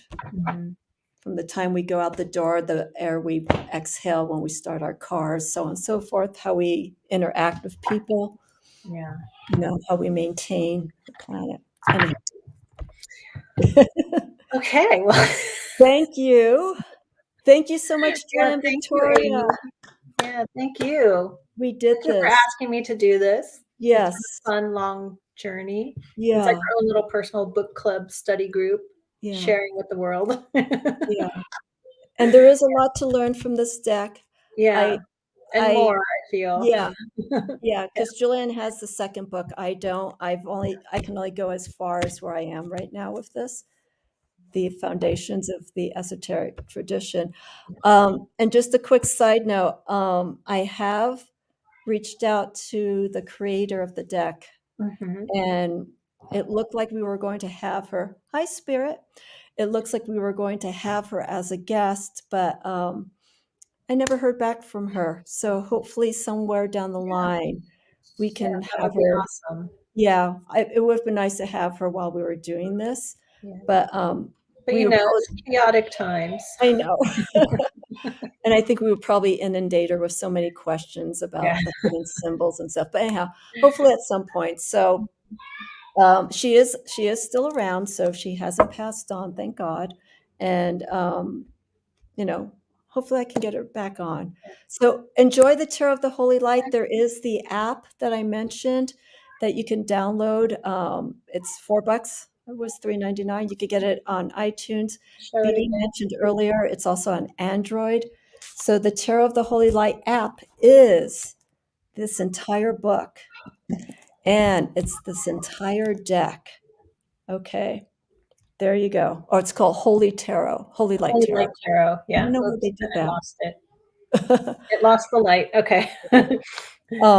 And so that's a good way if you don't want to make the investment on the deck. But you know, if you like the deck, go ahead and support. You know, go ahead, buy the deck. It is a wonderful deck. It changes everything once you have the cards in your hand and you have the book. Because Julianne Victoria showed them your book really quick. Look at all that. That's no fooling. So there is a lot to learn. They're kind of short and squat. So yeah, but still it's Bible size. And then there's the second book, which goes deeper into the esoteric traditions. My it's the Holy Light Tarot. Correct. Yeah, and it's on Android and for Apple. You can get it through iTunes. Yeah, and it's wonderful. It has all the information that you need. So, and I want to thank everyone who's been on any of these lives. They're long. Yes. But there's a whole playlist. You can spend the whole next year going through them and listening and studying the deck. Yeah. And laundry and stuff while you listen. They're long. Yes. And contact Julianne Victoria for any questions. You can contact me, and we'll try and guide you as much as possible. Light Genie, it's Holy Light Tarot. Oh yeah, not Holy Light. Yeah. Actually, that's a nice name, Holy Life Tarot. I kind of like that, Holy Life Tarot. A deck of monks living a holy life. I bet there's like a monk deck out there. There's like everything you can think there of. Is. Yeah. There's a deck for for your pet. Yeah. I know. Anyhow, I'm going to sign off so we can enjoy the rest of our day. And everyone, again, thank you so much for the support. Appreciate it. Have a wonderful year ahead. Yes, please. Inspired by reading. You know, it's what it is. Take it with a grain of salt, and apply it to yourself the best way that you can. You know, no reason to be hard on yourself, but sometimes you have to. Okay, I will see everyone next time around. Julianne Victoria, do you want to share any information on what's going on? Really my channel linked below. Yep. Visit my channel. Subscribe. Yes. Check out my astrology studies playlist, which I've been busy, but I'll get back to soon. Year ahead readings are open for now till I'm too busy and I close them down. That's all. We're getting at the end of the year, so there's all this wrapping up stuff. It's a busy time of year, and for all astrologers and tarot readers, so it's all good. And I have my information. I have a discount on all my readings on my site, so if you would like to have a reading, you can reach me that way. Hang tight, Julianne Victoria. I will see everyone again soon. Again, thank you so much for the support. It's greatly appreciated. Much love to you. Happy New Year, everyone. Alrighty, here we go. Hey, everyone.